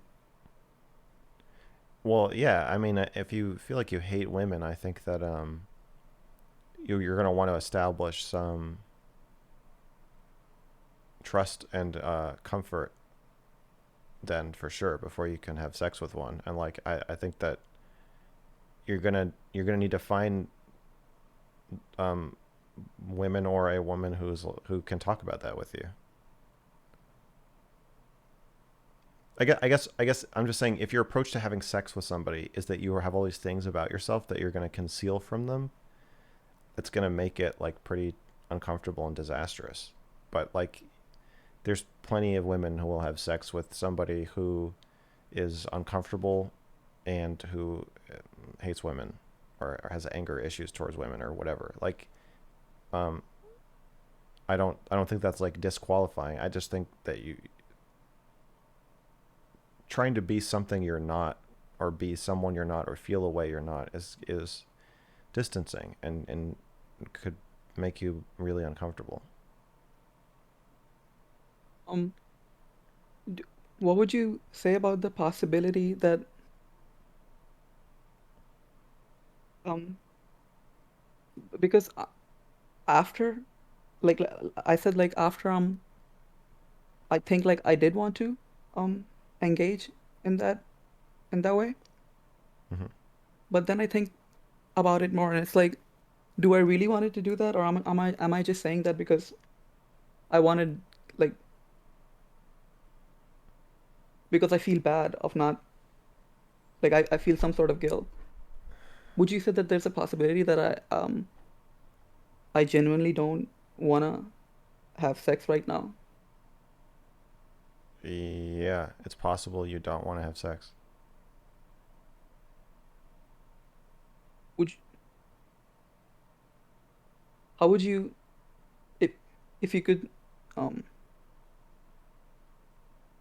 ask, if you could like differentiate between the two, how would you go about it? Between not being comfortable and not wanting to. Between like getting, like, trying to find the truth in you, like, if I really like want to, if this is like, I really like, this is the thing I really want to, and I'm not just like guilt I tripping I, myself. I can feel the pressure of your country's beliefs, and I assume your conservative family kind of squeezing you as you talk about this. Yeah, I think it goes to both ways. I feel like I feel pressured to not be a virgin too. I think it goes both ways, and it's confusing. I assume you feel pressured by your own country to not be a virgin as well. Um, no, they would want me to be a virgin until I'm like married. They would. Okay. How do people really follow that rule? Yeah. It's like, really taboo. Like, I have not known a single person in 12 years, in like till 12th grade, and back in my home, that people have like gotten a divorce. Yeah, it's Okay. like, So yeah, it's really you're religious, saying the and norm is if you're a man in your home country, nobody has sex until they're married. yeah, unless it's like taboo.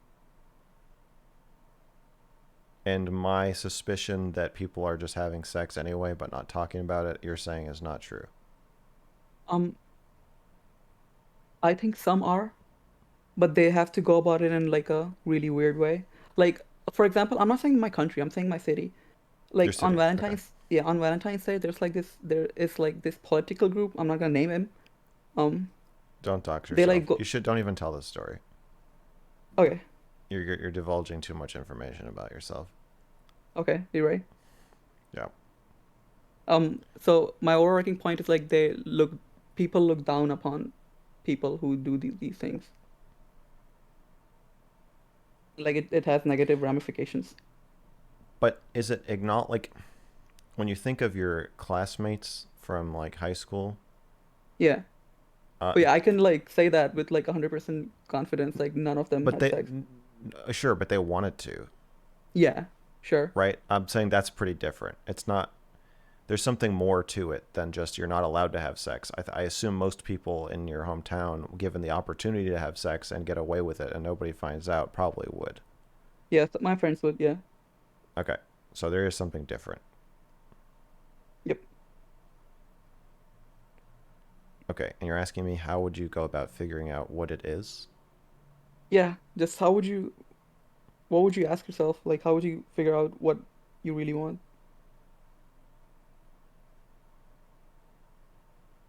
Or in a sense, like, I don't really know. I don't really trust myself to tell me what I really want, if that makes sense. You're too scared. Um, could you elaborate? Too scared of what? Figuring out what you really want. No, I think I really want to figure out what I really want. I Yeah, don't but think I'm scared. what do you think is stopping you from figuring it out, if not It's fear? just it's just too confusing for me to, I guess, because so like a part of me tells me that um this is what I want, and then a part of me refutes it. I like to I like rationalize it a lot. I like to think about it logically a lot, and then I just don't like trust myself um to tell me what I like. You're Yeah. like you're trying to force yourself to have sex. Um, I think there's a lot of pressure Yeah, that I have that I should like have sex, and there are like genuine reasons for it, and there are like some bullshit reasons for it. Um, and then there's like, yeah. I think you Sorry, should what go was to the question? therapy. I think you should go to therapy. Yeah. I wanted to ask you this too. Like, how do you, what do you think is like a good way to like start talking about this in therapy? Because I have tried going to therapy before, and it's just like I just can't bring myself to like say it. But I'm You have doing to. it in front of people right now, which is weird. Yeah, but we can't see you and we don't know who you are. You have to just say it. I mean, you could probably find a sex therapist specifically, but I think your therapy may need to go in other directions. I would. Um, there's some therapists that take emails, Mm, so you could just say it up front and say like, and then you know that if they accept you as a client, then they know that they're gonna be talking about sex with you. I would say it is going to be very rare for a therapist in the United States to not be able to talk about sex. mm. Okay. Um, so I don't know if your view on that might be skewed by where you're from, or like maybe it would be weird to talk about that with a therapist where you're from. But here, I would say it's pretty much assumed that you're going to be talking about sex with your therapist at some point. Okay. Okay. Yeah. That helps. Yeah, it is like really hard for me to say it. It's like I have like a big stone in my throat right now, and like I'm trying Yeah. really hard to push and talk about it. Yeah. Um. I mean, even a physical therapist in the United States,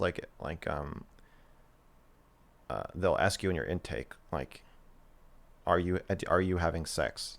Are you experiencing any difficulty having sex? How regularly do you have sex? Are you satisfied with your sex life? Like it's just it kind of accepted here as just part of like health.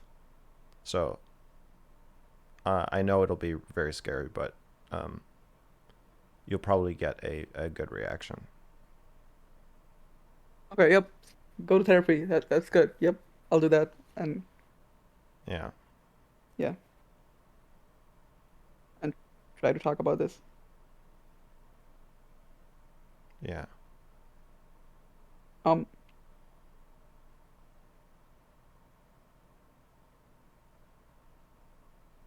Yeah. I think.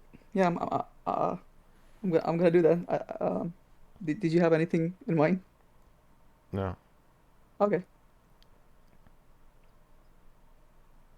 do you? Well, I do, but I feel like really guilty about taking more of your time because I don't really We know. agree. We agreed that I would tell you to shut up when I want you to. So, um, Okay.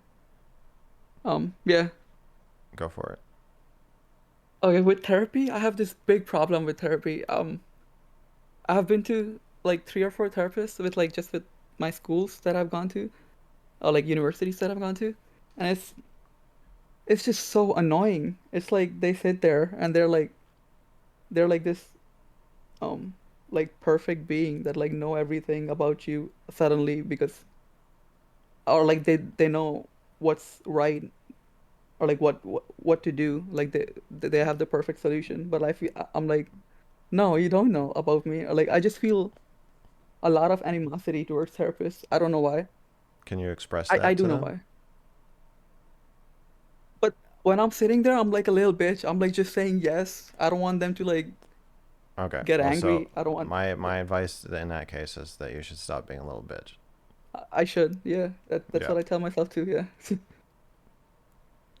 Again, it might be easier to do it in writing if you can open up like email communication with your therapist. And if you can't say it to their face, just email the therapist and say, here's what I think of our last session. Here's my feedback. Here's, and then they can bring it up in the next session and say, oh, so I read your email. I saw that you thought that I was being a know-it-all and that I thought I knew everything about you. And what do you think about that? Like you can find a way that even if you are going to keep being a little bitch, there's probably a way to bring this into the therapy relationship so you can talk about it. Okay. That's good. Emailing is good. Yeah, I think I can do it in words at the Yeah. start. Yeah. Yeah. Okay. Now I feel like I feel like I'm done. Yeah. Okay.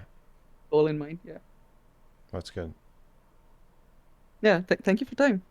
You're welcome.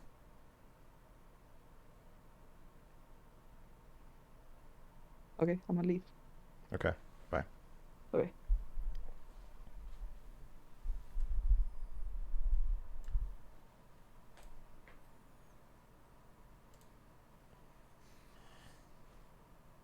All right. That's it for today.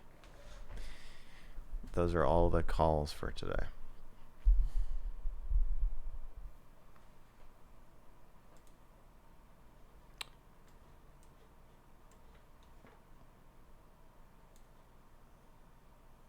Green screen bodysuit when? I do. I have green screen fantasies.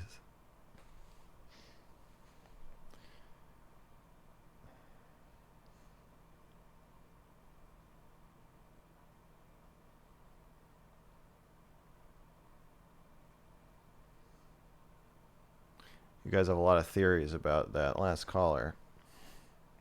I don't know. I don't think we should theorize too much because when you put forth these theories, you're telling us more about yourself than you're telling us about the caller. That's projection, folks. I mean, so am I, to be fair. You guys have a lot of suggestions. Wow. There's a lot of chat since that last call.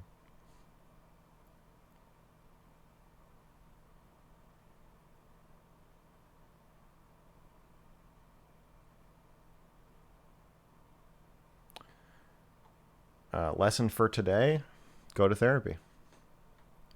I don't know, was there a theme in the calls? Learn how to have relationships and sex that is for you, I guess. Even if it's all consensual and above board, if everything you do is for someone else, especially in bed, I think it's going to start to feel pretty bad.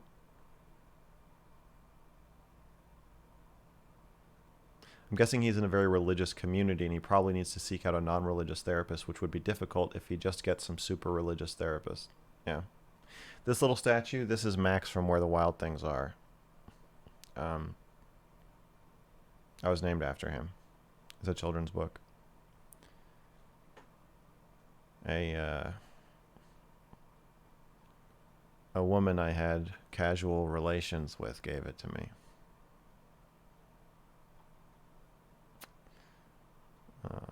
In Los Angeles. What's the meditation for today? You're going to hold your breath for as long as you can and then scream as loud as you can out your window. Whatever you want. Okay. As a female-bodied person, I can't get off if I think my partner is actively trying to pleasure me. Yeah, it's a lot of these guys sound like they're working in bed, and I know how that feels. I think everybody knows how that feels. And you can tell when someone else is feeling that way. I feel like at that point you kind of have to just say like, hey, can we talk about the dynamic that's happening here? Because, it's weird. We're mad as hell and we're not going to take it anymore. That's fucking right. That's what you should scream. I'd like to know when the Dr. K video is coming. My chakras, they ain't feeling each other, and the doshas are, frankly, stupid. Don't tease me. The Dr. K video could come as soon as Wednesday, but the more I My hope is to get the rest of it edited, get these interviews, and then they'll just fall into place and it'll all just click. I agree. I need to, after my behavior, I've been pretty unhinged on Twitter. I don't know if you guys are on Twitter, but I've said some things that people, for the first time, this is the first time I've ever had fans be like, "Are you okay?" And if you look at the stuff I've done, and now they're asking me if I'm okay, something's going on. And I don't know if it's going on with them. I don't know if Dr. K has gaslit you all and brainwashed everybody, but for some reason, I don't know if you're defensive of him, but for some reason, people think that because I'm making this video about Dr. K and because of the stuff I'm saying and maybe the intensity with which I'm saying it, they think I'm losing my mind. Particularly on Twitter. So given that, and given that it feels very urgent that I address this as soon as possible, and given that people are talking about it, it is probably the right time to finish the video. I am trying to finish it as fast as possible, but also given the importance of the topic, I don't want to fuck up the video by doing it as fast as possible. So I don't really know, but I think if there's only going to be these 3 interviews that I'm doing, that I've scheduled, maybe even 1 or 2 more this week, I think I can have it done Friday. Pretty sure. I'm pretty unhinged. Proceeds to write the most well-written tweets ever and ends all sentences with a dot. I do. Yeah.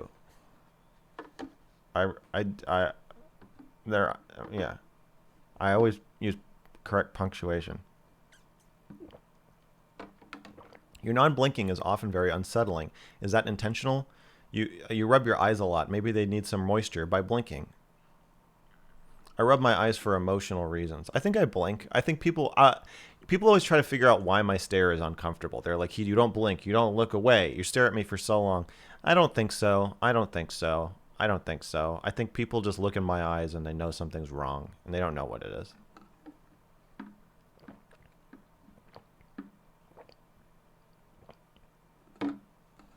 Can you explain the disguised toast video you linked on Twitter? It didn't sound like Dr. K really offered to have private therapy sessions in exchange to have them on stream.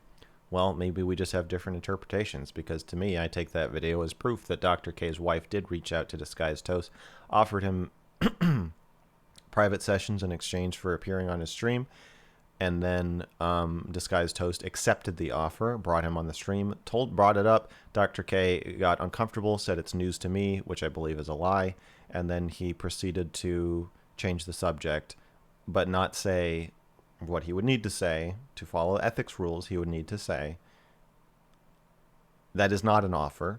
That is not true. I don't know why she would have sent that to you. If she did, I am not exchanging private sessions with you for an appearance on your stream.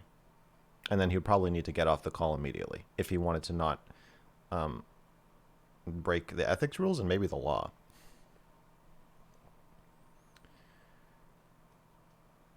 You blink, you just let silence stand, then people look for sources for their discomfort.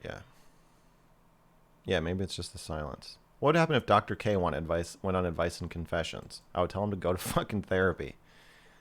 Same thing that would happen with anybody else. He would say, listen, this Mr. Girl guy is really tormenting me. He's writing all these accusatory tweets and he's working on this video and I'm worried that it's going to screw up my career. And I would say, you should go to therapy. Is that salt water you were drinking? No, it's just regular water. I haven't had to drink salt water for a couple of years. Do you have any Christian friends in real life? I don't think so. I have Christian-friendly acquaintances. I'm thinking through my friends. I don't think so. I think most people I'm close to in real life are atheists. I think. Does Dr. K talk about me to his therapist? I don't know. I don't want to guess what Dr. K talks about in therapy. Why did you drink salt water? I had a problem with low blood pressure. and so I needed to drink salt water for a while. I assume that's why the person asked. Maybe it was random coincidence, but there was a while where I had to drink salt water to keep my blood pressure up. Oh yeah, it was a health thing. Yeah, what I just explained. Your last stream with that site girl was the best indication of your direction of the video. Yeah, probably. Okay, you just randomly asked. Yeah, there was a while where I had to drink like a ton of salt water. Are you talking to Destiny about the not so erudite conversation? I don't think so. I don't think Destiny and I have any. There are no standing plans to discuss anything on stream. I did not see the Gavin McInnes debate. Past life regression. I don't believe in past lives. I think you only get one life. Okay. I'm going to read these donations, and then I'm going to come back and talk to the chat some more. And then I have to work on this fucking video, because I really have put a lot of pressure on myself. I kind of have to perform now.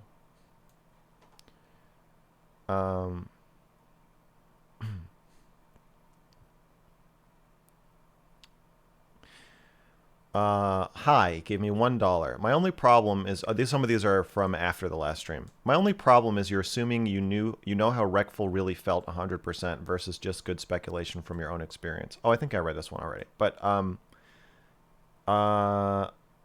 made a lot of statements about Wreckful being abused by Dr. K, and that the relationship being inherently exploitative and abusive. And a lot of people have commented like, "Oh no, he thought Dr. K really helped him. He liked him." The ethics rules do not say that if you can convince a patient that you didn't abuse them, then you didn't abuse them. That's not what they say.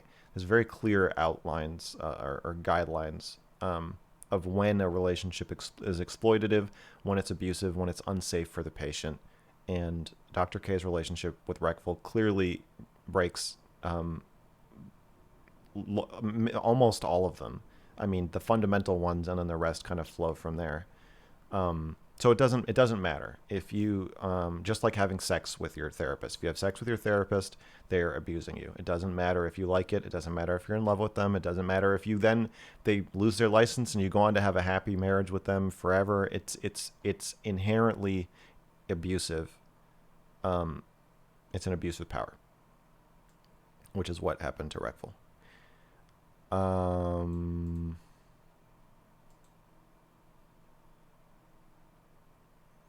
Sausage Lord said, "Hi, Mr. Girl. Love the way the cult is starting to take over Twitch. I support the movement. There is no cult. There is no movement." Wreckful's ghost gave me $69. Hey, man. Wish I could have met you in Meat Space. Just wanted to say take care of Destiny for me, and that girl you just talked to was cute and so into you after your comeback around the half-hour mark. She stopped hating you and liked you more every second. Thanks, Wreckful's ghost. I do wonder what he would think of what I'm doing. Not that it matters. Anonymous gave me $2. Here you go, fucker. Thanks, bitch. Sour Armored Hero gave me $15. Second time I'm asking you to get a fucking haircut. I don't discuss my body with fans, but thank you for the $15. Penis Balls gave me $1. Dr. K also told Mitch Jones that he had to go save his developmentally disabled brother that got taken from his family, and that was his purpose in life, to save him pretty much. Mitch Jones. All right. Let's write that down. Well, and that just sounds kind of in keeping with stuff he's told other people. Actually, maybe I don't need that clip. The Basic Wisdom gave me $5. Well, thank you for the information. I appreciate it. I'm getting a lot of emails and messages. I didn't mean to be dismissive. I'm getting a lot of emails and messages from people all day being like, have you seen this clip? Have you seen this clip? Have you seen this clip? People being like, thank you so much for what you're doing. He needs to be stopped. He needs to be called out. He needs to be held accountable. So there's been more like private support than I'm used to. The Basic Wisdom gave me $5. Keep with your mission. I believe in you and will follow you into the abyss. Okay. Trenonymous, welcome back and thank you for another $1. Hey, Dad. Hope you've been doing well. Haven't given you $1 in a bit. Well, I appreciate it. Amigo gave me $3. You still don't think so? No loop, no editing. I'm going to open this link. So I'm going to mute my desktop because I'm smart. I'm a smart guy.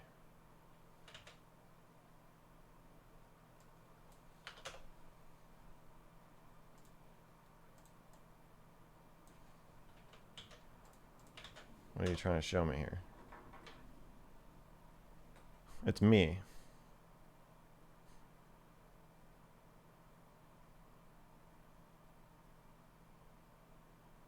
Oh, it's just me not blinking for an extremely long time.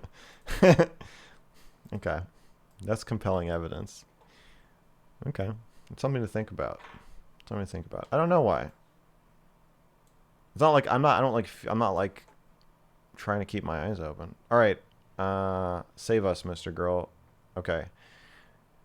It rubs the lotion on its skin. It does this whenever it's told. Here you go, fucker. Thank you.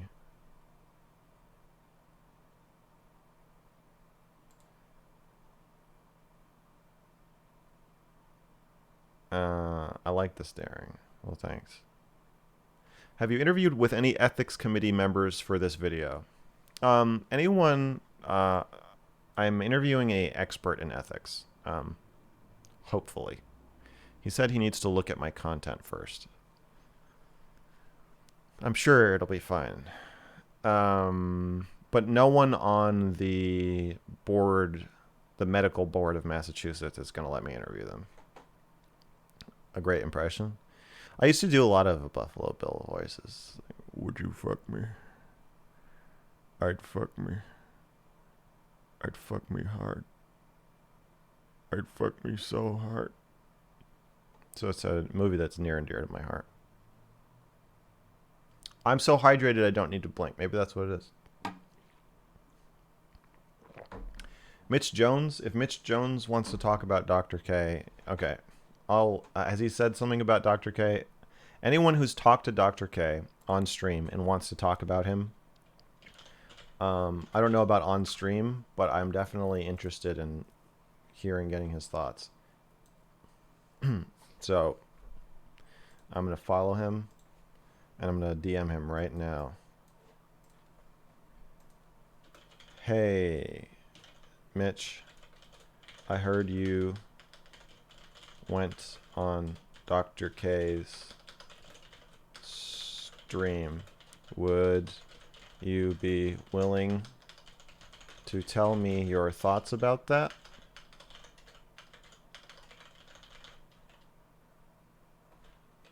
Kinda on a crusade here. Would appreciate your help.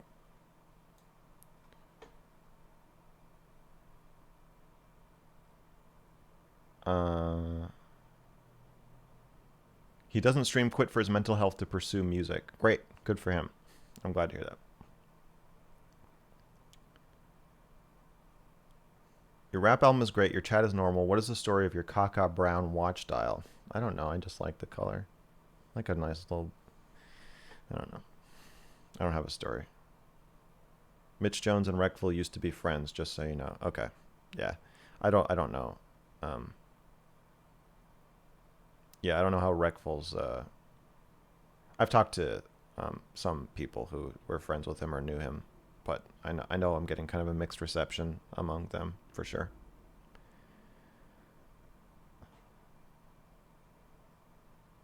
I work in an ethics committee for human subject research, so my committee is different from a licensing board, but I've been thinking about this situation in a research framework.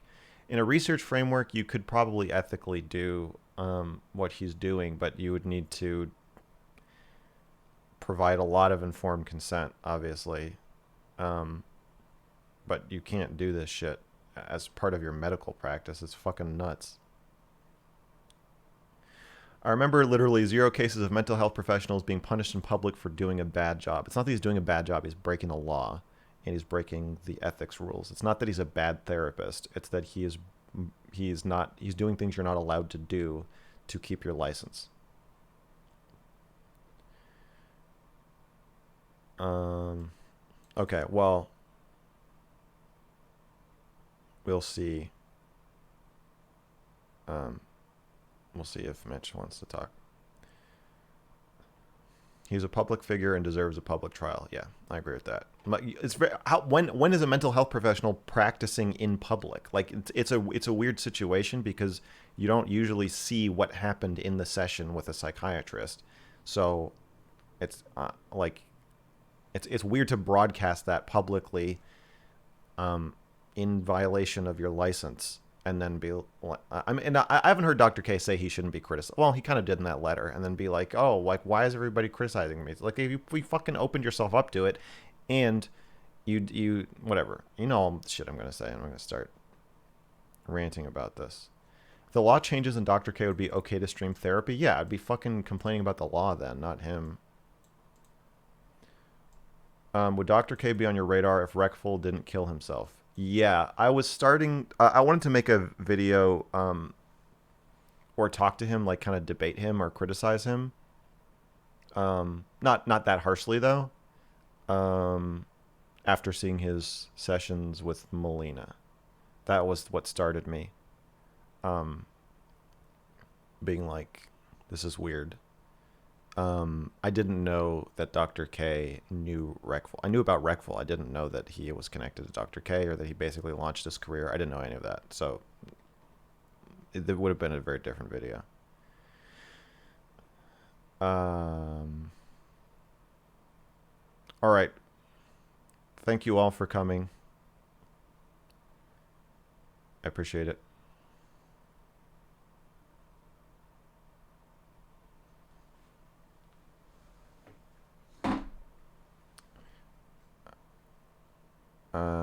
I'm going to raid somebody now.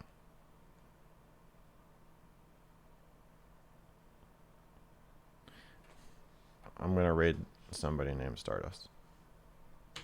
Be good to your Auntie Stardust.